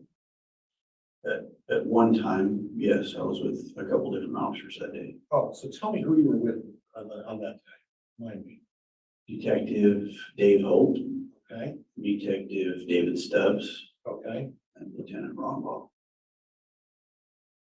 So there were 4 of you who went out there to locate or to find out some information about what again? Remind me. About the whereabouts of J.J. Vallow. Okay, and this was a concern that you had because you were contacted by another law enforcement agency expressing concern about the safety of a young child, right? No, sir. Okay, tell me what was the purpose? It was a simple welfare check. Okay. And you went out on this welfare check and there were, if my map is correct, please correct me. Did all 4 of you detectives and lieutenants go out at the same time? No, sir. You went out at different times. Myself and Dave Hope went out initially. Okay, and then when did the other 2 officers show up? When I called them based on the lies that I had been told. Okay. And these lies that you've been told, at that point, you and Detective Hope, neither of you decided to bring a video camera, right? That's correct. And neither of you decided to wear a recorder to record any of the incidents that took place about these so-called lies, right? That's correct. And nobody took out their phone and recorded it or made a video or audio recording of the discussion with Mr. Daybell or Mr. Cox on November 26, 2019, right? That's correct. And even after you said these so-called lies, even after you discovered that, Mr. Daybell apparently told you something that you didn't think was true, at that point, did you instruct any of the officers who were coming to aid you? Maybe it's a good idea we should bring an audio with, or a video camera with us, or a mic to record some of these statements, because I have some concerns. Did you Objection, think that's about not a that? motion. We did that, sir. Hold on. I'm going, there was an objection and sustaining the objection. So, strike the answer. You can ask another question, Mr. Pryor. And it was Detective Stubbs who had the video cam, is that right? That's correct, sir. And that was when you video cammed Miss Vallow, about when you had contact eventually with Miss Vallow, is that what the video camera that you're talking about? I didn't have contact with Ms. Vallow. Now, I'm a little confused about something. And maybe you can clear this up. You said that you asked Mr. Daybell first about whether he had Lori Vallow's phone number, correct? No, sir, I didn't contact Mr. Daybell till after I contacted Alex Cox. Okay. At some point, did you ask for Lori Vallow's phone number from Mr. Daybell? Yes, I did. Okay. And at no point did you ever make a threat to him saying you're going to turn this phone number over to us, right? No, sir. At no point did any other officer walk up to him and say, if you don't turn this phone number over, you're going to get yourself in a lot of trouble. That never took place to your knowledge, right? That's correct. Okay. But then after that, you're saying, at first he said, I'm not going to give you the phone number. And then out of the blue, he decides to give you the phone number.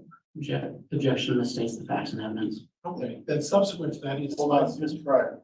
When there's an objection, I'm gonna rule on it before you launch into another question. So the objection is sustained. subsequent to that, he decides to give you the phone number. Is that right? Can you repeat the question, please? I'll go back over the analysis here. Thank you. Your testimony is that Mr. Daybell refused to give you the phone number at first, correct? That's correct. And that was an adamant refusal. He said, no, I don't know what her phone number is, right? That's correct. And then without any further prompting by the police officers or any encouragement by law enforcement, he shows back up and gives you the phone number later, right? Objection, he's misstating the facts and the Well, evidence. I'm trying to establish the facts, Judge. The objection's overruled. If the witness has an answer, you may answer. You say he showed back up. He never left when I originally asked him. Okay, I had to ask him twice to get the phone. okay. And how much time passed between the first request and the second?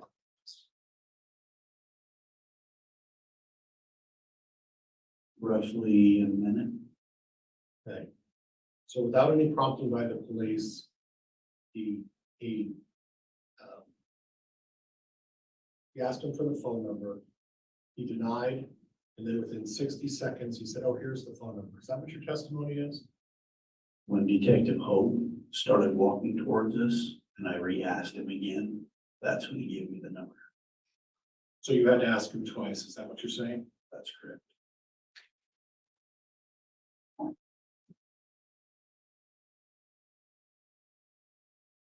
Now I'm gonna kind of bounce around a little bit, okay? Please bear with me, okay? You made a comment about supposed paintball guns, and if I misquote your testimony, please correct me, okay? You said something about a supposed paintball gun incident with Tammy Daybell, right? Yes. Okay. And then you later on decided that it was the words you used were a shooting. Is that the word you used? Probably. Well, you were just here testifying a few minutes ago, and just used the word shooting when Mr. Wood talked to you about that, right? Yes. Okay. Now, as part of your investigation, you got a chance to look at all the evidence, right? In this case, you got access to almost all the evidence in this case, That's right? correct. And have you gone through all the evidence in this case? Yes, I have. Okay, and did you look at evidence of facts and circumstances surrounding the Tammy Daybell incident on October 9th? Yes. Okay. And Judge, just bear with me.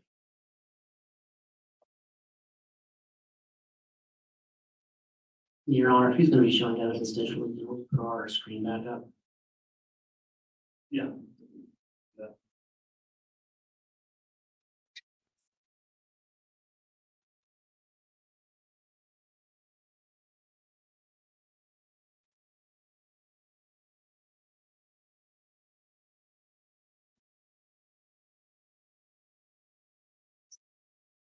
Not sure I'm gonna be up there, but, okay. Now, I would represent to you that we previously stipulated to the admission of a number of exhibits in this case. And one of the exhibits is exhibit number 16. Okay? And the parties that previously exhibited, Judge, we've already looked at, it's already been exhibited. So what I'm gonna do is show you exhibit 16, okay? And this is one already admitted. It's already been admitted, Judge, previously. Now, you talked about facts, and you used the word shooting is what you used, right? With Tammy Daybell? Correct. And you don't believe that Tammy Daybell was shot at with anything other than a paintball gun, do you? Objection relevance. Overruled. You don't believe that Tammy Daybell was shot with anything other than a paintball gun, do you? Yes, I do, sir. Okay, and what do you base that on? The evidence through our investigation. Okay, and part of your investigation is did you look at the Tammy Daybell evidence that she provided to your office? To my office or Fremont County? Fremont County. I did. Okay. And one of the pieces of evidence is exhibit number 16.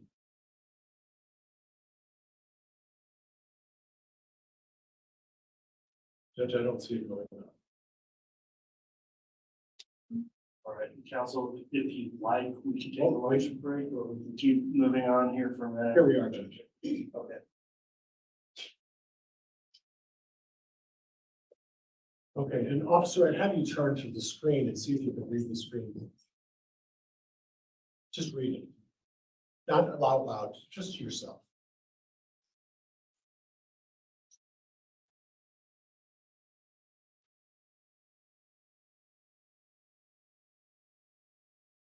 Let me know when you're done.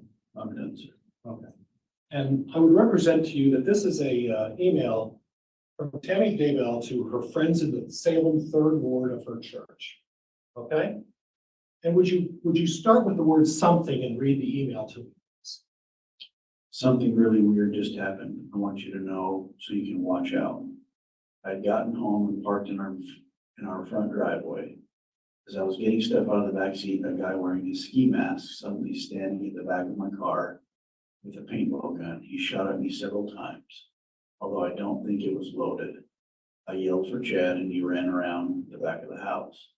I have no idea what his motive was, and he never spoke, even after I asked him several times what he though. Okay. So, and do you see the date on this email?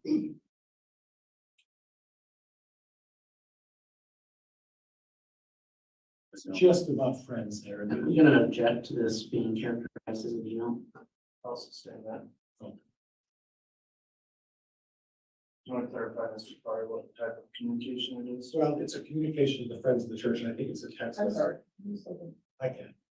I believe it's a text message. Judge, I may have misstated that it was an email. Okay. My apologies.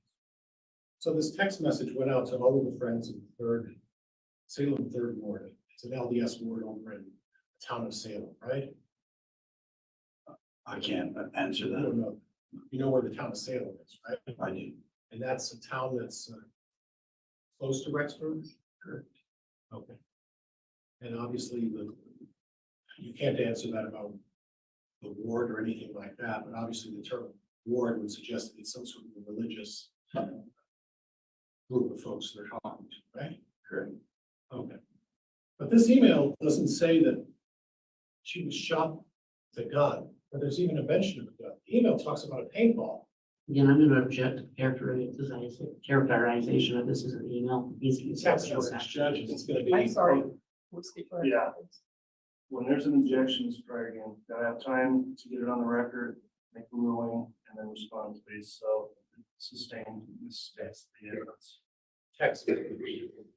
I'm also gonna object to this being described as a text message. There needs to be some foundation for what this evidence actually is. Judge, I don't need a foundation. This has been admitted as an exhibit. This is All right. it. I'll overrule that objection. Jury can review it in the format it came in with the screen capture. So at any rate, this message from Ms. Daybell to the people in the third ward doesn't say that it was a gun, does it? That's it, the gun, it just says it's a paintball gun. Oh, it says paintball gun. You're right. Okay. That's it. It doesn't say any other gun, right? If there's any confusion about that, right? Not in this email or text. Okay.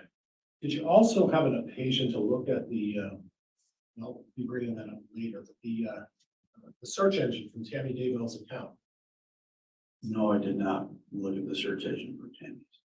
Were you aware that, and I'm gonna hack his name, but one of the officers, Officer K, whatever his name is, Officer K, was provided email, search information that Tammy Daybell engaged in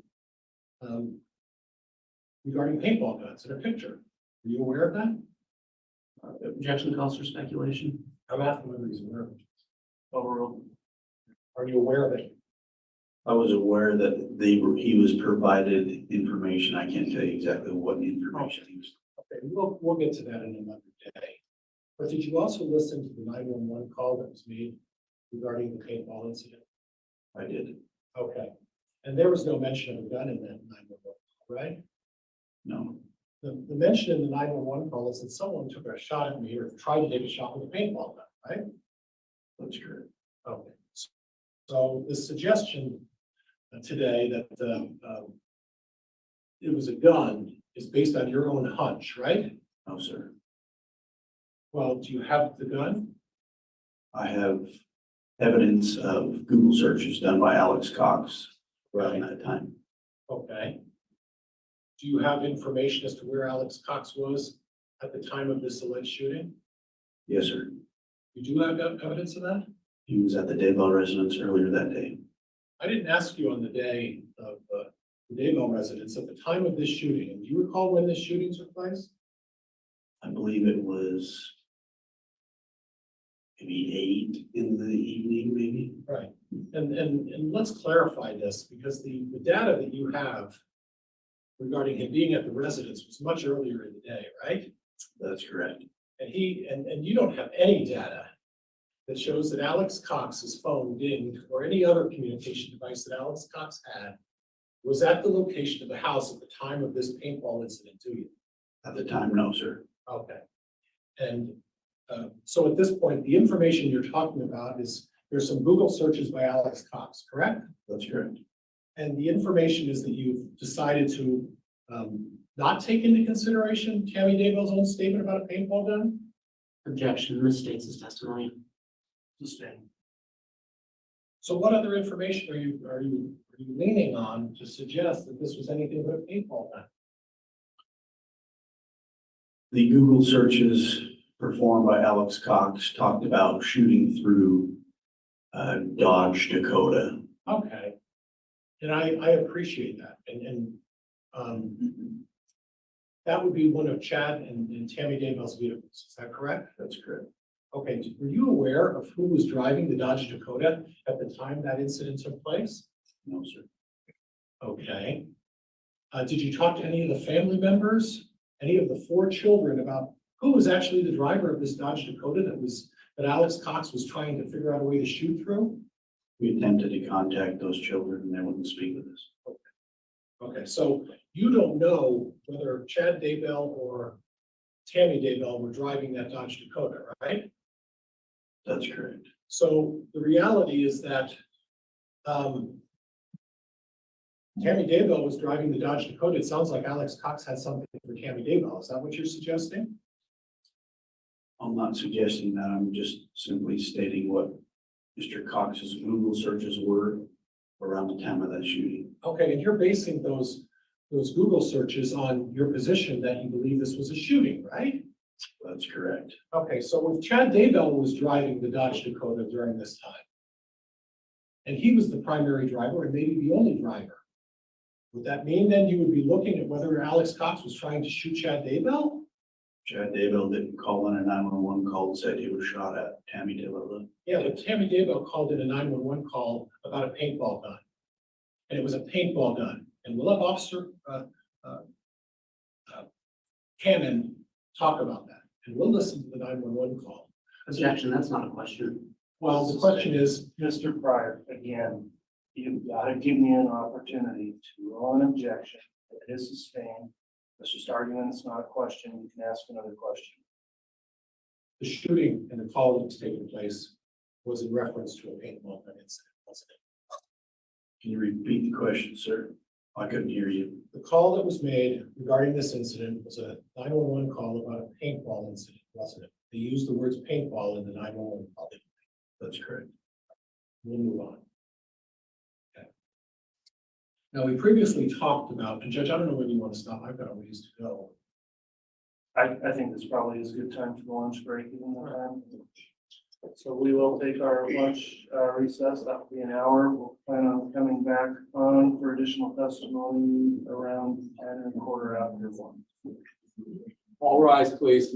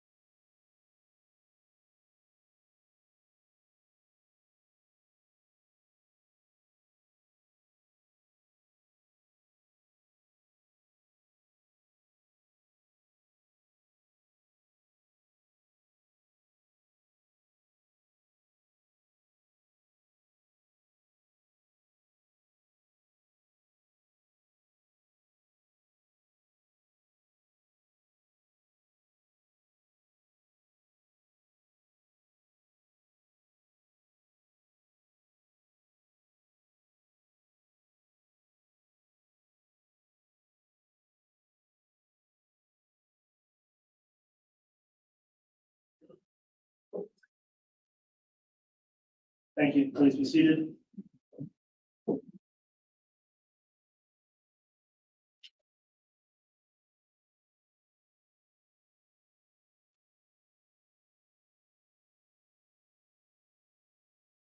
Mr. Pryor, you ready to continue with your cross-examination? Yes, Judge. Okay, we'll go ahead and have the jurors brought in. Mr. Judge, would you prefer I wait? It's up to you. You can go take the podium if you'd like, or you can wait at Chelsea's table.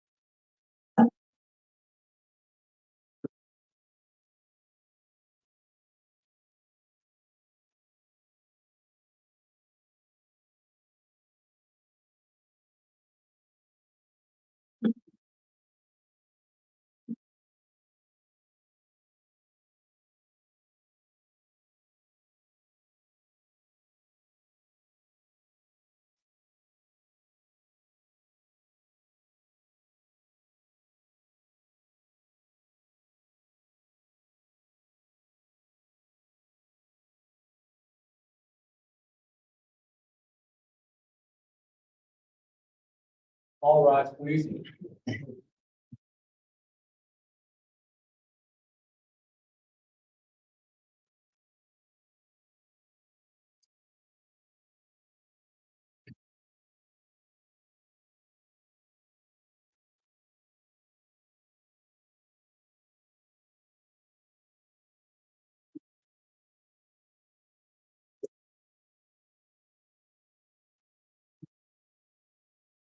The jury is present and counsel. Thank you. Please be seated.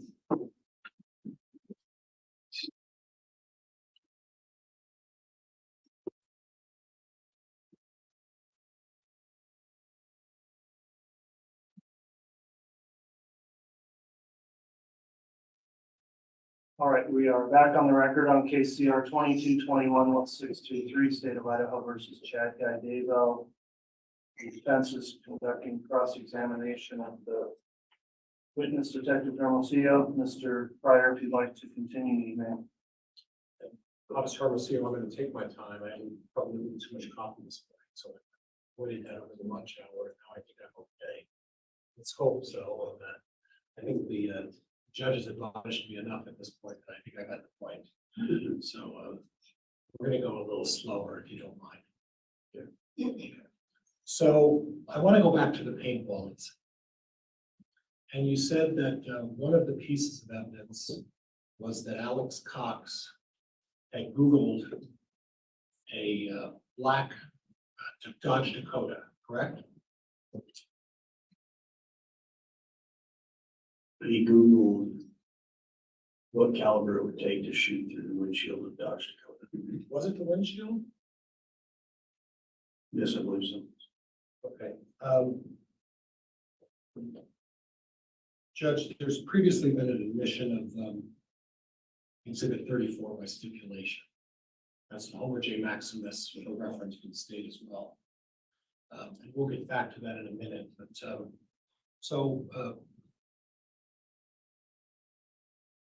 there was at least a reference at some point that there was going to be trying to find out what kind of caliber it would take to penetrate a Dodge Dakota vehicle, somewhat, windshield or otherwise, correct? Correct. And you took that as a threat, as a means of saying that's why Alex Cox was trying to kill Tammy Daybell. That Google search, along with him being at that residence that same day earlier, Okay, and the incident involving Tammy Daybell, okay, that okay. And that's what drew you to that conclusion, is that correct? that's correct. Okay. So we don't know who was driving the Dodge Dakota regularly, do we? Because you didn't speak with the kids, is that right? That's correct. Okay. And we do know that on the day that you said Chad Daybell, at least you were alleging that Chad Daybell fled on sometime in June 9th. Is that right? Objection misstates the testimony. Well, try to clarify that. High rate of speed, Chad Daybell left the area. Is that fair? That's fair. That's what you're stating, correct? That's correct. And in the vehicle that he was in, do you know that that was the Dodge Dakota that supposedly he was fleeing in? It was not Dodge Dakota he was fleeing. Okay, what vehicle was he fleeing in? I can't recall off the top of my head. We have it in inbound, but it wasn't the Dodge Dakota. Okay. Okay. So there were two vehicles, an Equinox and a Dodge Dakota. Which day, sir? On June 9th, there are two vehicles that the Daybells owned, the Equinox and the Dodge Dakota. So which one was it that he was allegedly fleeing? I just did. I couldn't recall the vehicle that Okay. he was arrested. Okay, okay, that's fair, that's fair. So, just to recap, we know that there was a Google search by Alex Cox on his Homer J. Maximus account, correct? Correct. And that there was an allegation that someone was, or that Alex Cox was trying to figure out what type of caliber to at least shoot at a black Dodge Dakota, correct? Correct. Okay. We don't know who the target was, or who was the target was in that Dodge Dakota, but we know it was someone who owned the vehicle, obviously, right? I would assume so. Okay, okay. Now, that's what you based on the fact that you thought that there was an attempt on Tammy Daybell that day, correct? Correct. Okay. Now, when you read that email from the Homer J, or the research from the Homer J. Maximus account, did you take into consideration the date of when that search took place? I did. And when was that? I can't recall. I have to refer to my notes. Okay. I'm gonna take the liberty of helping you out a little bit.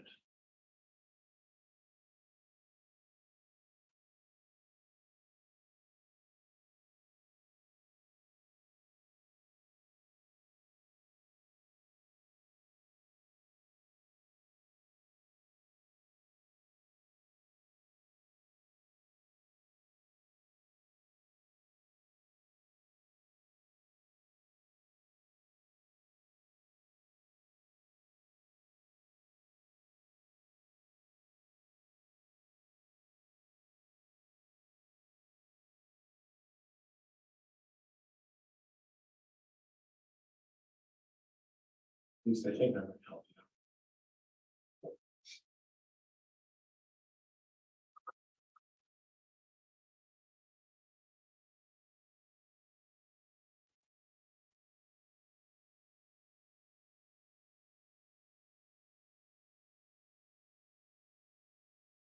There.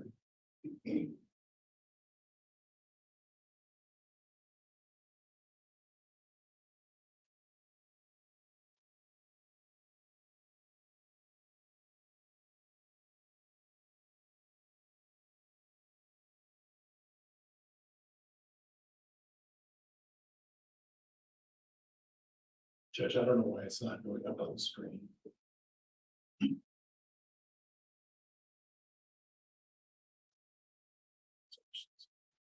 Is this a exhibit? 34. Sorry, which 34 has sub exhibits, is I that believe it's A, Judge. 34A is admitted previously by stipulation. 34A is what you're trying to publish, Mr. Clark. Yes, Judge. I don't know if there's one can assist you with the. Okay, it is admitted. There we go. I'm sorry, and I don't know what. All the best laid plans to prepare for this. So I'd like you to take a look up at the screen, if you would. Look at the date of when this search took place. Okay. And what is that date October 12th, of? 2019. Okay, now what was the date that allegedly Tammy Daybell was shot at with a paintball gun? October 9th, 2019. So if I understand, the incident with the paintball gun took place 3 days before this search took place. Correct. Okay, but you still continue to believe that was the basis for someone going after Tammy Daybell, is that right? That's correct. Okay, all right. But you don't have any Google searches that suggest anything else in a threatening manner? This is the one and only that you're relying on, is that right? No, that's not right. All right, what else are you relying If you scroll up on October 9th, I believe that evening, on? Okay. Go ahead. Alex Cox Googles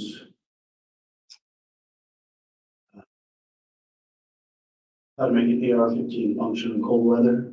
Okay, There's some other Googles if you'd like to pull it up. well, I've got those and we're gonna go through those. And we'll have an opportunity to do that, but, And that was the night Tammy was shot at. okay. And he Googled that night, right? That's correct. What time of night was that, do you recall? I'd have to look at my notes. Okay. Okay, but he also had a habit of Googling a lot of things, right? I can't answer that. Well, you know about the Hannibal Lecter thing, right? No, sir. Okay.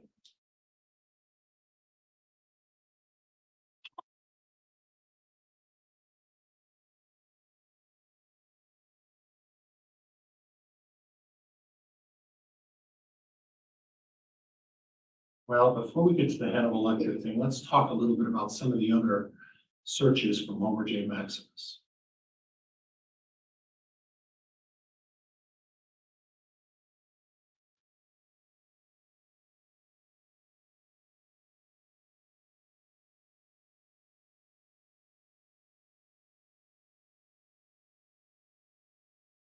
October 21. Best tactical cutting, right? Correct. See that one?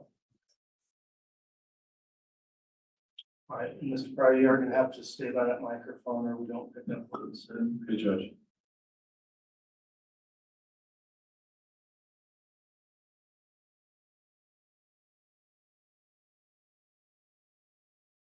October 22nd, 2019. Sharpening swords. Knife sharpener, right? Correct. Okay, what was the date of Tammy Daybell's death? October 19th, 2019. Okay, so 3 days after Tammy Daybell dies, Alex Cox is still looking at sharpening swords and a block knife sharpener 3 days after Tammy Daybell's death. Is that right? Correct. Okay.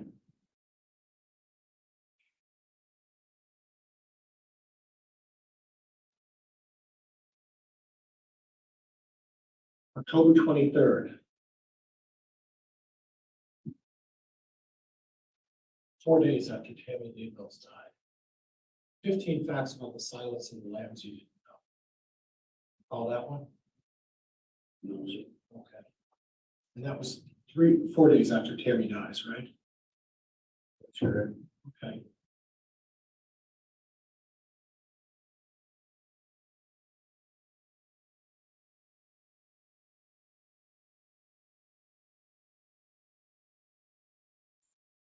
Now, when you searched, and I believe it was 107, was that the unit that we found all of the knives and the guns? No, sir, that was 175. Okay, 175, that was Lori Vallow's unit then, right?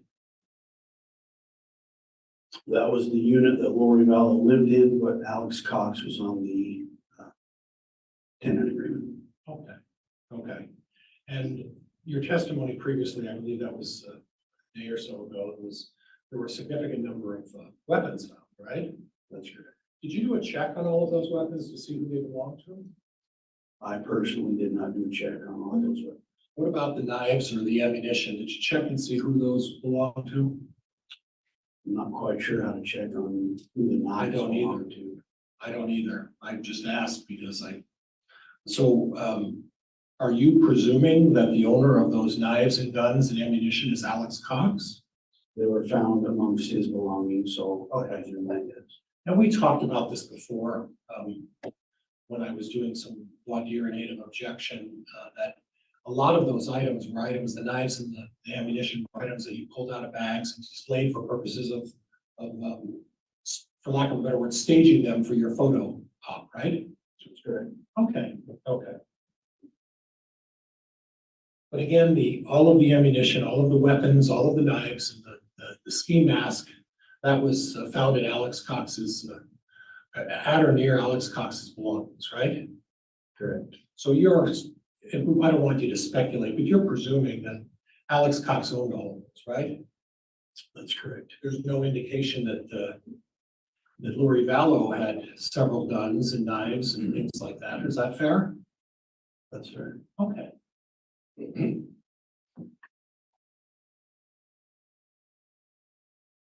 I want to switch gears a little bit.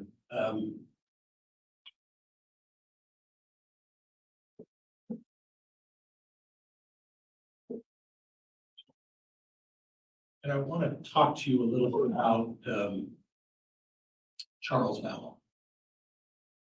Okay? And I assume you've been communicating with the folks down in Arizona about all of that. Is that fair? Yes. Okay, so you're well versed in the facts as it relates to Charles Vallow, correct? No, I wouldn't say well versed. I know the basics. Okay, but are part of the basics to know where the court proceedings are and who was charged with what? You would have to be more specific. Okay, and do you know currently who's charged in the death of Charles Vallow? Yes. Okay, who is that? Lori Vallow. Okay, are you aware that the prosecuting attorney down in Maricopa County issued a Objection hearsay. That's the same. I'm asking whether he's aware, not whether he, Well, by the time you say what he's aware of, then all the information's coming through his, so it's sustainable. okay. Are you aware that Chad Daybell is not charged with anything in Maricopa County relating to Charles Vallow? Yes, I am. Brandon Boudreaux's next. Who's been charged in the allegations against Brandon Boudreaux? Lori Vallow. Is there anybody else? Not that I'm aware of. Okay, and you're also aware that Chad Daybell has not been charged in the allegations as they relate to Brandon Boudreaux, is that right? That's right. Okay. Now, if Alex Cox was still alive, the suggestion seems to be that he would have been charged with both of those offenses. Would that be fair? Objection calls for speculation. Sustained. Okay. Do you have any information as to who killed Charles Vallow? Yes. Who do you believe killed Charles Vallow? Alex Cox. Okay. Who do you believe took the shot at Brandon Boudreaux? Alex Cox. Okay, thank you. Now, did you have the occasion to look into the history of Alex Cox a little bit?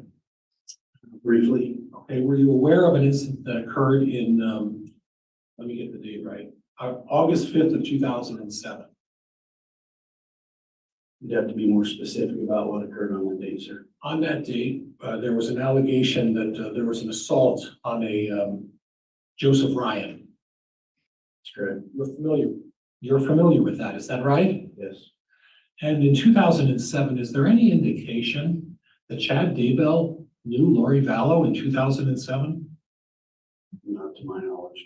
Okay. And in that incident, are you aware that Alex Cox committed aggravated assault on Joseph Ryan? Your Honor, at this point, I'm going to object to relevance. I think we're outside the scope of what's happening in this case, Mr. Pryor. Judge, can I approach, please, counsel? Sure, outside watching.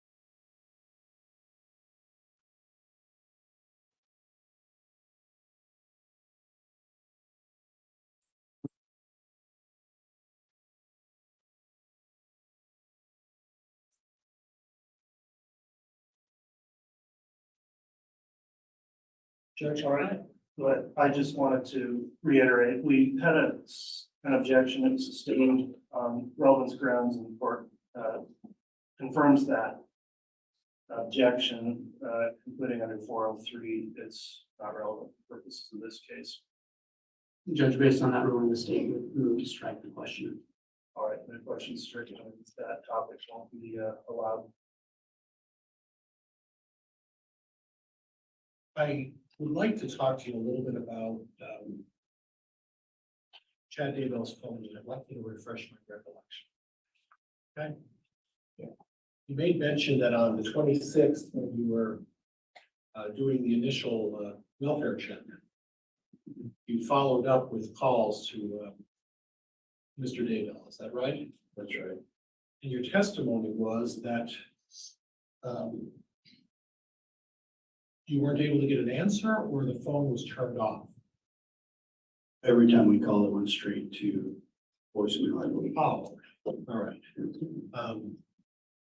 Did you have an opportunity to go through Mr. Daybell's phone records? I personally have not, no.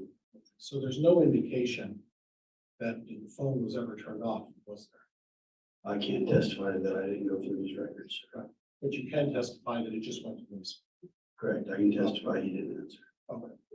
Now, when you searched Lori Vallow's residence, there weren't any clothes in there. In the residence that she had hanging up on hangers, right? That's correct. Do you have any information to suggest that she had mailed or shipped her clothes to another location? No, I don't. Okay. And then you, at the time, you were aware that Mr. Daybell obviously was married to Ms.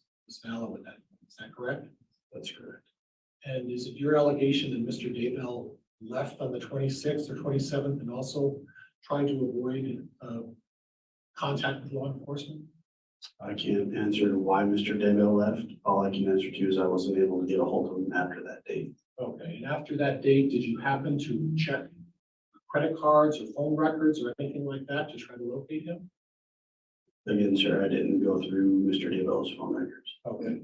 Did you gain any information that Mr. Daybell was going on a vacation around the 26th or 27th of that, the end of the month?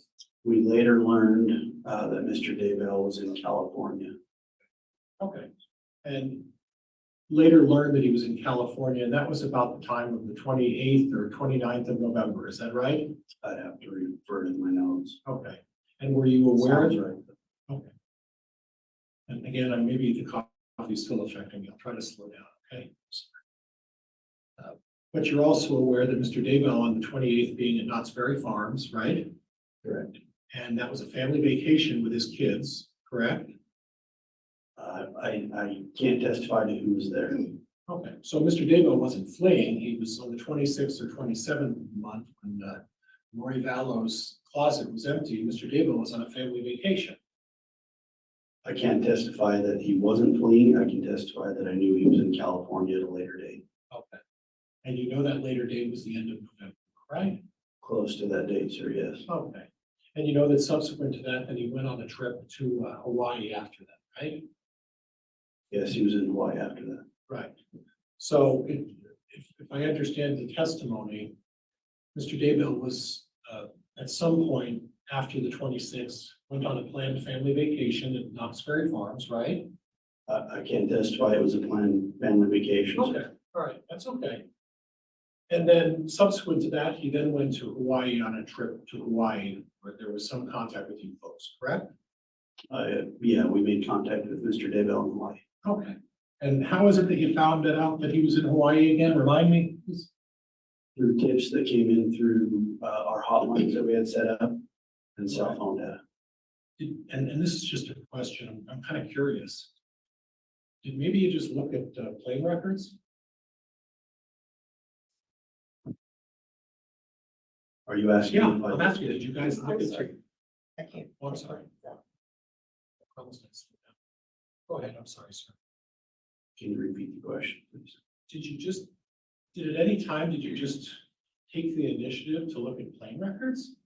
So each officer was tasked with different things. Okay, We did have an officer that looked through finance financial, and I assume he did look through plane records and credit cards. Okay, and, Mr. Daybell was flying on a commercial plane or traveling from Boise to Knott's Berry Farm on a commercial plane. In your experience and knowledge of these things, there would have been a record of that, right? That's correct. Okay, all right, thank you. Now, I'm going to switch gears again a little bit, okay? Please forgive me because I just want to make sure I hit all of these subjects. And before we go there, I want to make sure you did get a subpoena from my office, is that correct? That's correct. And you've acknowledged that you've accepted that, correct? Right. And you were kind enough to contact my office and agree that if I need you to come back, you'll come back at a time that's suitable for both of us. Is that fair? Yes. Was there anything else discussed during that phone conversation? Date said I couldn't make it back. Okay, and that was because, and we're not gonna get into this to let everybody know, because it's nobody else's business, but you have an obligation of some sort, and I've acknowledged that, and we're gonna work on that. Is that fair? Objection to elements? Sustained. Okay. Now, as part of your investigation, and I want to be specific to J.J. Vallow, okay? The last known sign of life was the 22nd. Is that fair? The last Time that they, someone known. it was September 22nd of 2019. Right, okay. And the last, at least proof of life for Tylee Ryan was September 8th. Of 2019. Of 2019. So I'll do the math in my head if I can. There's 15 days difference between Tylee Ryan and J.J. Vallow. Is that correct? For the last proof of living or life. Respectively, Roughly. 15 days. You think J.J. Died on around the 9th of September, 8th or 9th of September, and Tylee was the 22nd or 23rd. Is that fair? That's correct. Okay, thank you. Now, as part of the investigation, you looked into where J.J. Vallow was on the 22nd of September, correct? Correct. And on the evening of the 22nd of September, he was at Lori Vallow's home. That's correct. Okay. And present at that home, staying in that home were Lori Vallow, correct? Correct. At least on the 22nd, J.J. Vallow was there, correct? That's correct. Melanie Gibb was there, correct? Correct. And David Warwick was there. Correct. Okay. And on that evening, they were conducting some sort of a religious podcast, the three of them, correct? Yes, sir. And the allegation is that JJ was acting up and went into the care of Alex Cox. Correct. And then Alex took JJ into a separate apartment, correct? On which day? On the 22nd? He took him to apartment 107. Correct. Right. His apartment or whoever was on the lease for that apartment, right? That's right. Okay. And then the last time that anybody saw JJ was later that evening, is that fair? Yes. And that was when Alex Cox was carrying JJ Vallow into the apartment of Lori, David, and Melanie Gibb, right? Correct. Who were all staying there together, correct? That's correct. And then somewhere at that point, whether it was at that point or subsequent to that evening, or that evening, that's when you believe that JJ Vallow was murdered. That's correct. Okay. But the next morning, there were three people in the apartment at that time early in the morning, correct? Objection foundation? Well, do you know who was in the apartment early that morning on the 23rd? Hold on, prior, there's an objection, I think that would go on, sustained. Do you have any knowledge of who was in the apartment on the 23rd of September, the morning of that morning of 2019? Yes. And who was there? David Warwick, Melanie Gibb, and Lori Vallow. Okay, and at that point, you believe that JJ Vallow was already dead? I can't testify to the time, but I believe he was killed. Okay, but then within 2 hours later from that morning, you believe that he was buried on Chad Daybell's property, is that right? That's correct.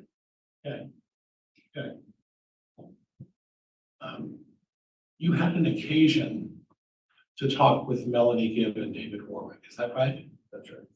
Now, you did it a couple of times, if I recall, one by phone, right? With Melanie Gibb, Correct. and that wasn't recorded, was it? It was recorded It was recorded? with her attorney. No. No, I'm talking about a regular phone call with Melanie Gibb, without an attorney. I don't remember a phone call. Okay, all right, we're gonna revisit that maybe at another date, but that's fine. But you also went down to Provo, Utah.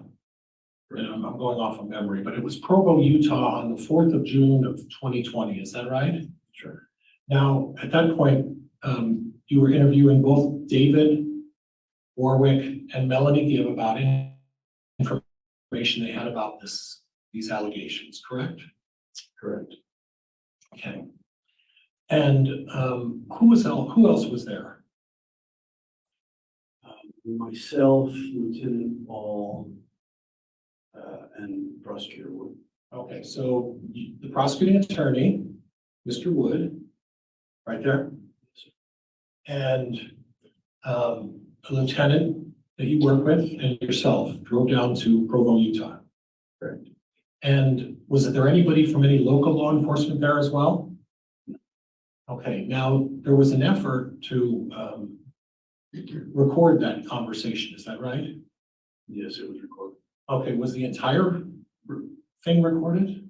I believe the very beginning wasn't. The recorder malfunctioned or something happened that was recorded, but the majority of that interview was recorded. The majority of it was. That's correct. So if I represent to you that there was 22 minutes of recording on that interview, does that sound about the length of what the interview was with Melanie Gibb? No. It doesn't? No. Okay. Would it be helpful if you were able to listen to that recording and view that recording to refresh your recollection? Refresh my recollection. About the length of time that recording was? It should have been longer than 22 minutes. We were there longer than 22 minutes. How long were you there? Roughly, say about an hour, maybe. Okay.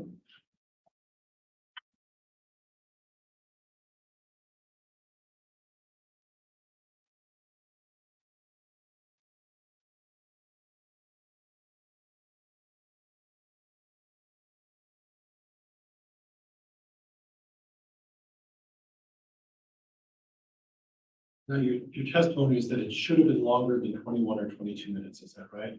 That's correct. Would it surprise you to learn that, well, you don't know exactly how long that interview took place, right? Yeah, I couldn't tell you the exact time. And you don't know the length of the recording itself, is that fair? That's fair. Okay, and in order to determine that, it would be helpful for you to refresh your recollection by listening to the interview, and it would be able to answer those questions for you. Is that fair? That's fair. Your Honor, I'm going to object beyond the scope. We're way beyond the scope of your red counsel. If also the officer's going to review that, and I permit it, of course, it's not going to be in the presence of the jury. So also saying the objection on beyond the scope. Judge, are you talking about beyond the scope of direct examination? Yes. Okay, then officer, we'll revisit that at another time, okay? And we'll leave that for another opportunity. When I call you back. Now, on the day that JJ Vallow was found on June 9th, okay? The pictures and the testimony you showed suggested that he was wearing red pajamas. And some Skechers socks, is that right? Sure. Okay, do you have a recollection of what JJ Ballo was wearing based on your investigation when he was carried by Alex Cox from Alex Cox's apartment to the upstairs of Lori Vallo's apartment? Objections, calls for hearsay. It doesn't necessarily call for hearsay, is wondering what he observed him wearing, if you know, so Yes, let's have a roll on that. tell me if you know the answer. I don't know the answer to that question. Okay. Do you know whether or not JJ Vallo was wearing red pajamas when he was carried upstairs by Alex Cox? Sir, I don't know the answer to that Okay. question. And Judge, I think at this point, I'm going to save the rest of my questioning for when I call the officer back in my case in chief. That's okay. Very well. You can do that. That'll conclude the cross-examination then. This time we'll begin with redirect from the state. Mr. Wood.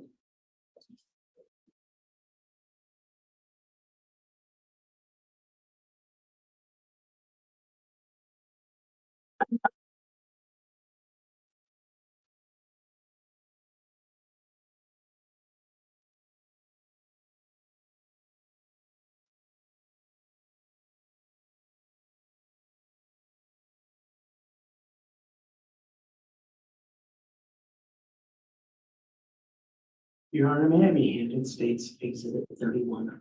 Yes, and State's Exhibit 30.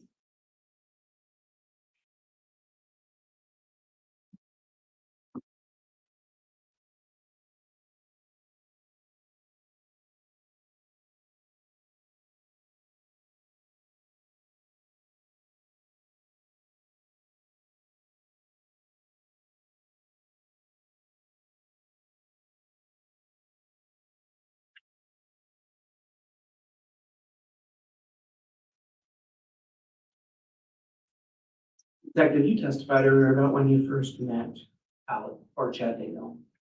Correct. Who was he with? Alex Cox.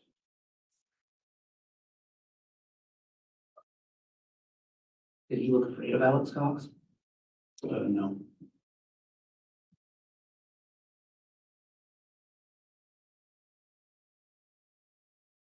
Alex Cox was Chad Daybell's brother-in-law, correct? When you met him? That's correct.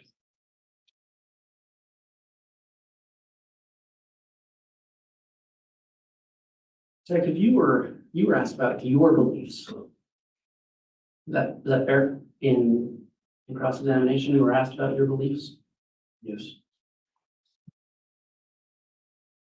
Let's talk about your investigation. When you started your investigation, what was the scope of your investigation? Initially, it was to find the Jeep from Gilbert, Arizona. And then it expanded, correct? Correct. And then what was the scope of your investigation? To find the whereabouts of JJ and Tylee. And all this time, you're collecting information from various sources. That's correct.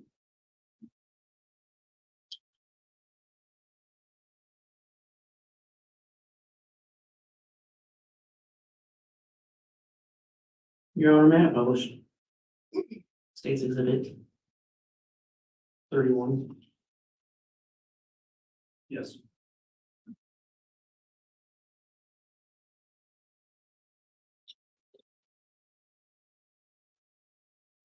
Detective, you were asked about your beliefs, correct?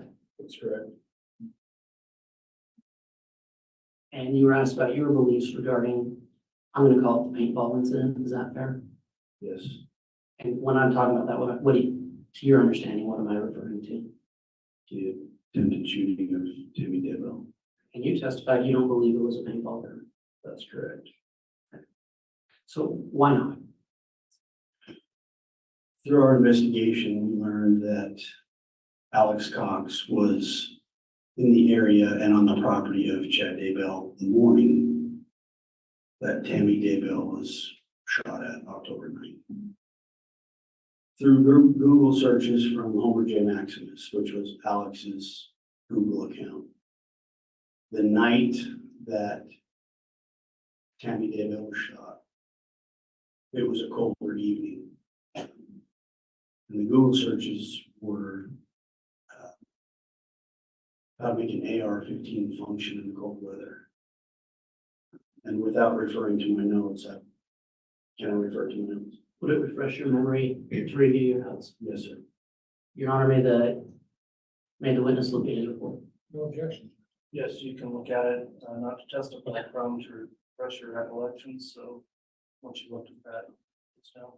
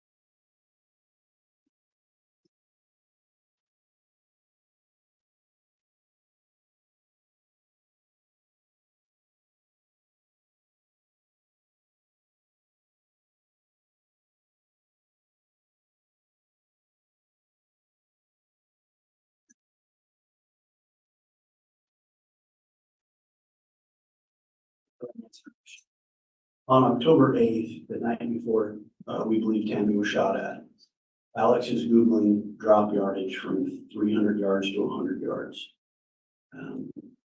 Which we assumed, when you're shooting a rifle, you're adjusting your sights to your target. That was the night before. The morning of the shooting, Alex was on Mr. Daybell's property. We have him driving up and down the road of Mr. Daybell's property and also on the property. Later that evening into the early morning hours of October 10th is when he Googled how to make your AR-15 function in cold weather. So that's why we believe that it wasn't just a paintball gun. We believe that Alex Cox was there to shoot Tammy Daybell. I'm gonna have you look at this timeline. As far as you're aware, these dates are accurate, correct? I'm sorry. As far as you're aware, these, in pursuant to your investigation, these dates are accurate, correct? That's correct. Did the fact that Tammy Daybell died 10 days after that incident have any bearing on whether or not you believed it was a paintball gun? Yes. Did the fact that Chad Daybell got married 17 days later have any bearing on your belief whether or not it was a paintball gun? Yes. The fact that there were 2 children buried on Chad Daybell's property have any bearing on whether or not you believed it was a paintball gun? Yes. Did the fact that Lori Vallo's husband died within months of these other deaths have any bearing on your belief of whether or not it was a paintball gun? Absolutely.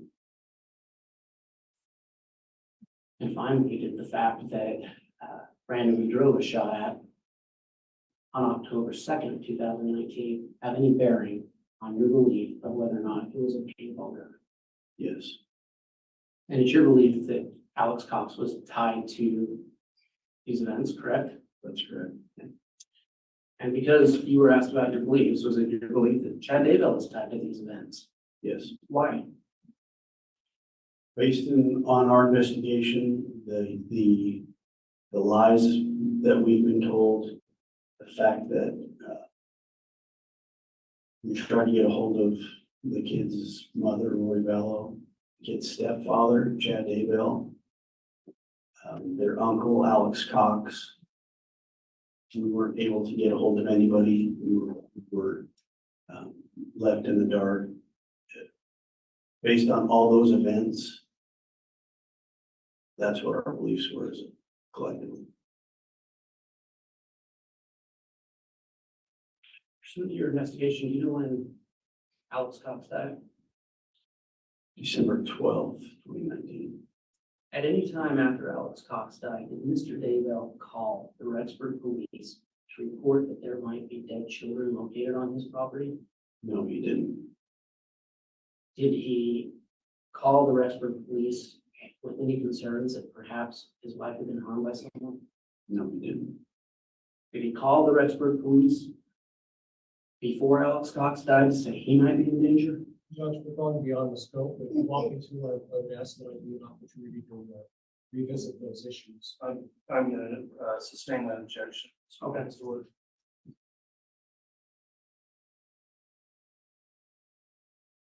Again, so the first time you met Chad Daybell, what was the first thing you asked him? When you had an opportunity to speak with This one him? has to answer. This is a response to the cross you're overruled. I asked him when the last time he saw JJ Bella was And when did he answer? in October in apartment 107 with Lord Bella. And did you ask for Lori Ball's phone number? I did. And what was his first response? Judge, this has been asked to answer. This is a response to the cross. overruled. His response was he didn't know her cell phone.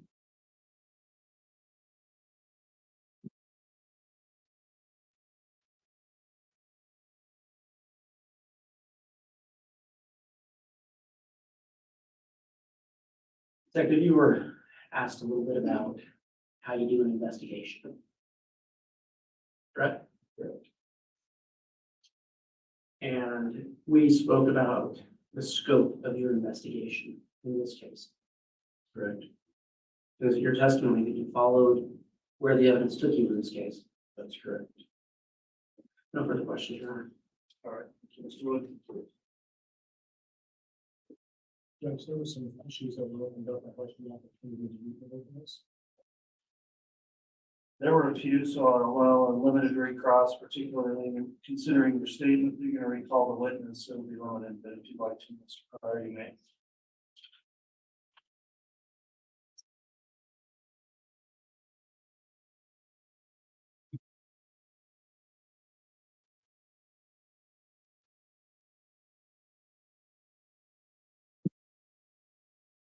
Detective, there was some testimony about, I'll wait for you to hear.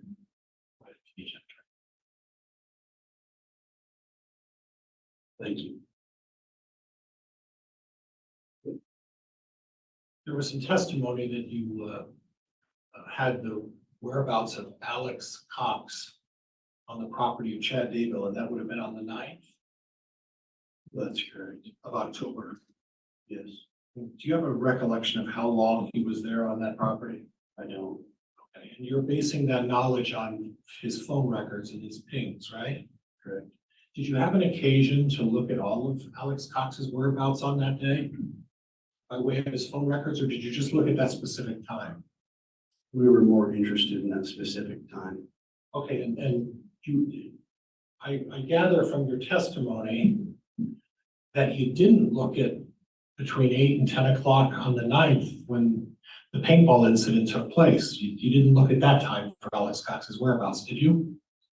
If I remember right, I didn't get his location near the property at that time. There was no location. Okay. And isn't it true, officer, that you didn't get his location at that time because Alex Cox's phone was pinging in Idaho Falls at that time, some several miles away? I can't testify to that. Okay, but you know he wasn't on the property by way of his phone ping and all of the metadata, that's the word you used, right? Metadata? By the metadata, Alex Cox wasn't on the Daybell property when Tammy Daybell was shot at with a paintball gun, correct? No, sir, I can't answer that. I can answer that Alex Cox's cell phone or his device was not on the property. Okay, and you can also say that his device was on Chad Daybell's property sometime in the morning of the 9th of October, right? And driving down the roadway in front of the property. Right. And we don't know who else was on the property on the 9th of October, do we? I can't testify to who was on the property. Right. So we don't know if he was there by himself or is he there with other folks, correct? That's correct. Okay. And when we're talking about you've been on the Daybell property, right? A couple of times. Yes. And you took a photo of the car, and we're gonna revisit that next time we get together. But it's not 100 yards from the end of the Daybell driveway to the road, is it? No, sir. Do you have an idea of how long that driveway is? Could you give me an idea if you know? If you know, I couldn't testify to that. is it 50 yards? No, I would say maybe 30, maybe 30 yards? 20, 30 yards. Yeah. So 60 to 90 feet. That's my rough guess, yes. Okay, so if we're looking at a rifle at 300 yards and dropping it down to 100 yards, we don't need 100 yards to get from one end of the Daybell driveway to the other, do we? What our investigation or our belief was, if you're asking me what my belief is, No, I'm asking you the distance down the end of the Daybell driveway to the top of the Daybell driveway is, that's not 100 yards, right? well, that's correct. That's all I have, Judge. Thank you.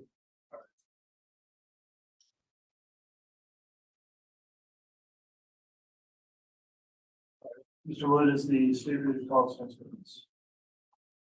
Your Honor, can we approach? Your Honor, may this witness leave the stand? Oh, I didn't know if we are. You want to sidebar first? No, we're done. Okay, well, Lieutenant Hermosillo, you may go ahead and return down. And because you are still under subpoena, maybe recall, I will admonish you to abide by the court's exclusionary rule. You're not permitted to review or view testimony trial between now and the time you return testimony. If you fail to follow that and follow the trial or observe any testimony, you will not be permitted to testify again. All right. Okay, thank you.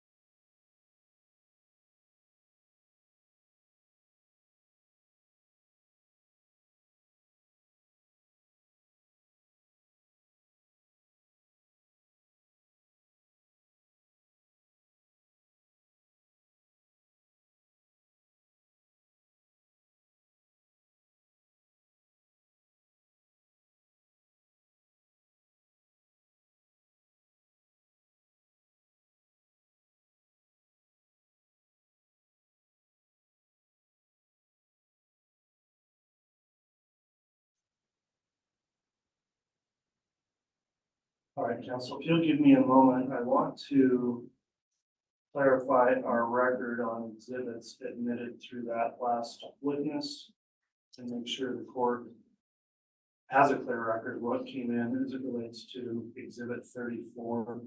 So we did have a stipulation that on the record here, and for the jurors to know as well, we had, I believe 34 had separate attachments or would be separate exhibits, 34A, B, C, D, and E.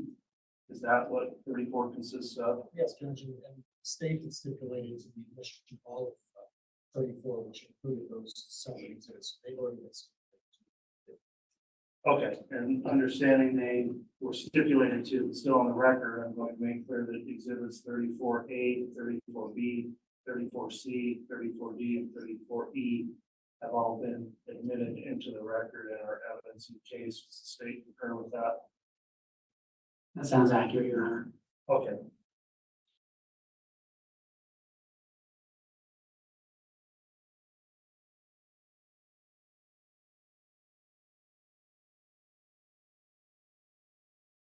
Council, when we conclude, I'll have you stick around for a minute to also see if we need further clarify exhibits on the record.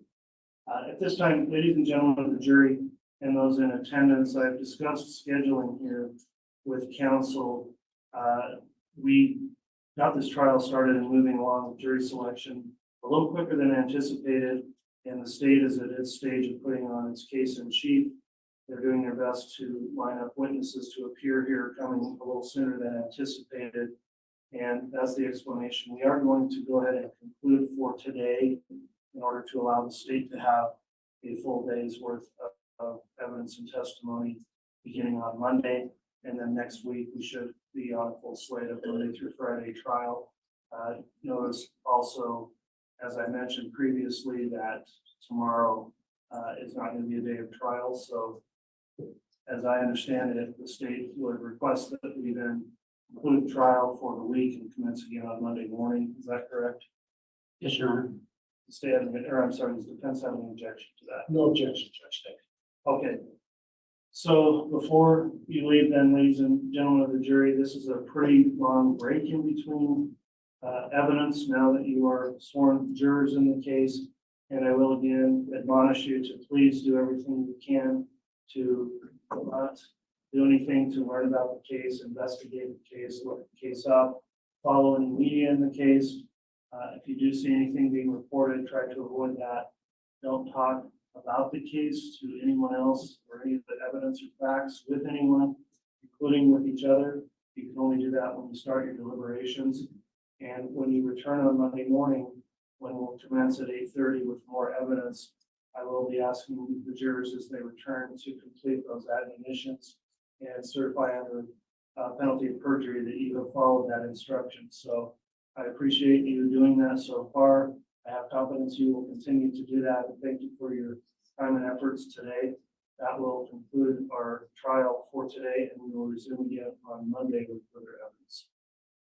All rise, please.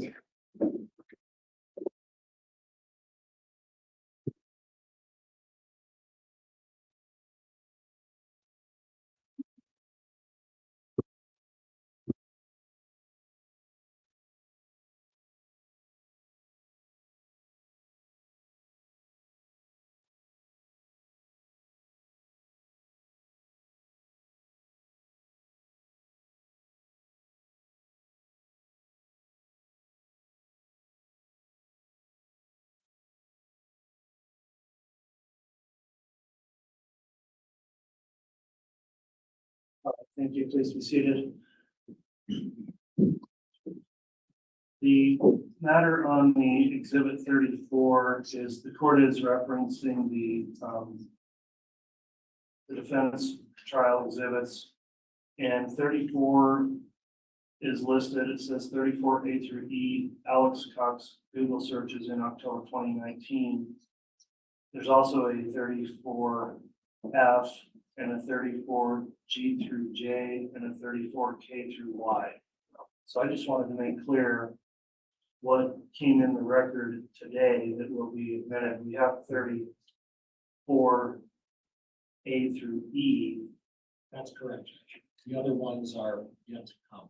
Okay, So, and I'm sorry it was confusing. I tried to do this as plainly as possible and have it all on a thumb drive so that the court can make it easier for the jury, but, at this point, it's only A through E. The others have been admitted, Judge. I just haven't referenced them yet. okay, and just to be clear, even though admitted or, and agreed to be admitted by stipulation, for this record to be accurate and for future reference to the record, each time a new exhibit is referenced, it needs to be just called out on the record so the clerk keeps an accurate list of what exhibits have come in and that those track with the actual exhibits. So I think the system works. We just need to make sure that individually, for example, with that, if there's multiple exhibits within a number, then we outline exactly what came in. That way we make sure the jury doesn't see any evidence they weren't supposed to see and they see all the evidence they are supposed to see.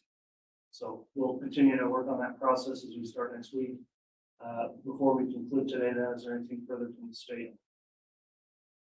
No, Your Honor.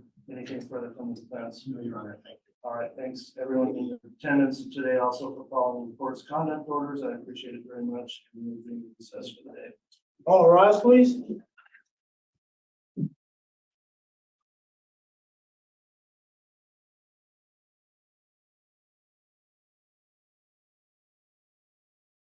What's up, everyone?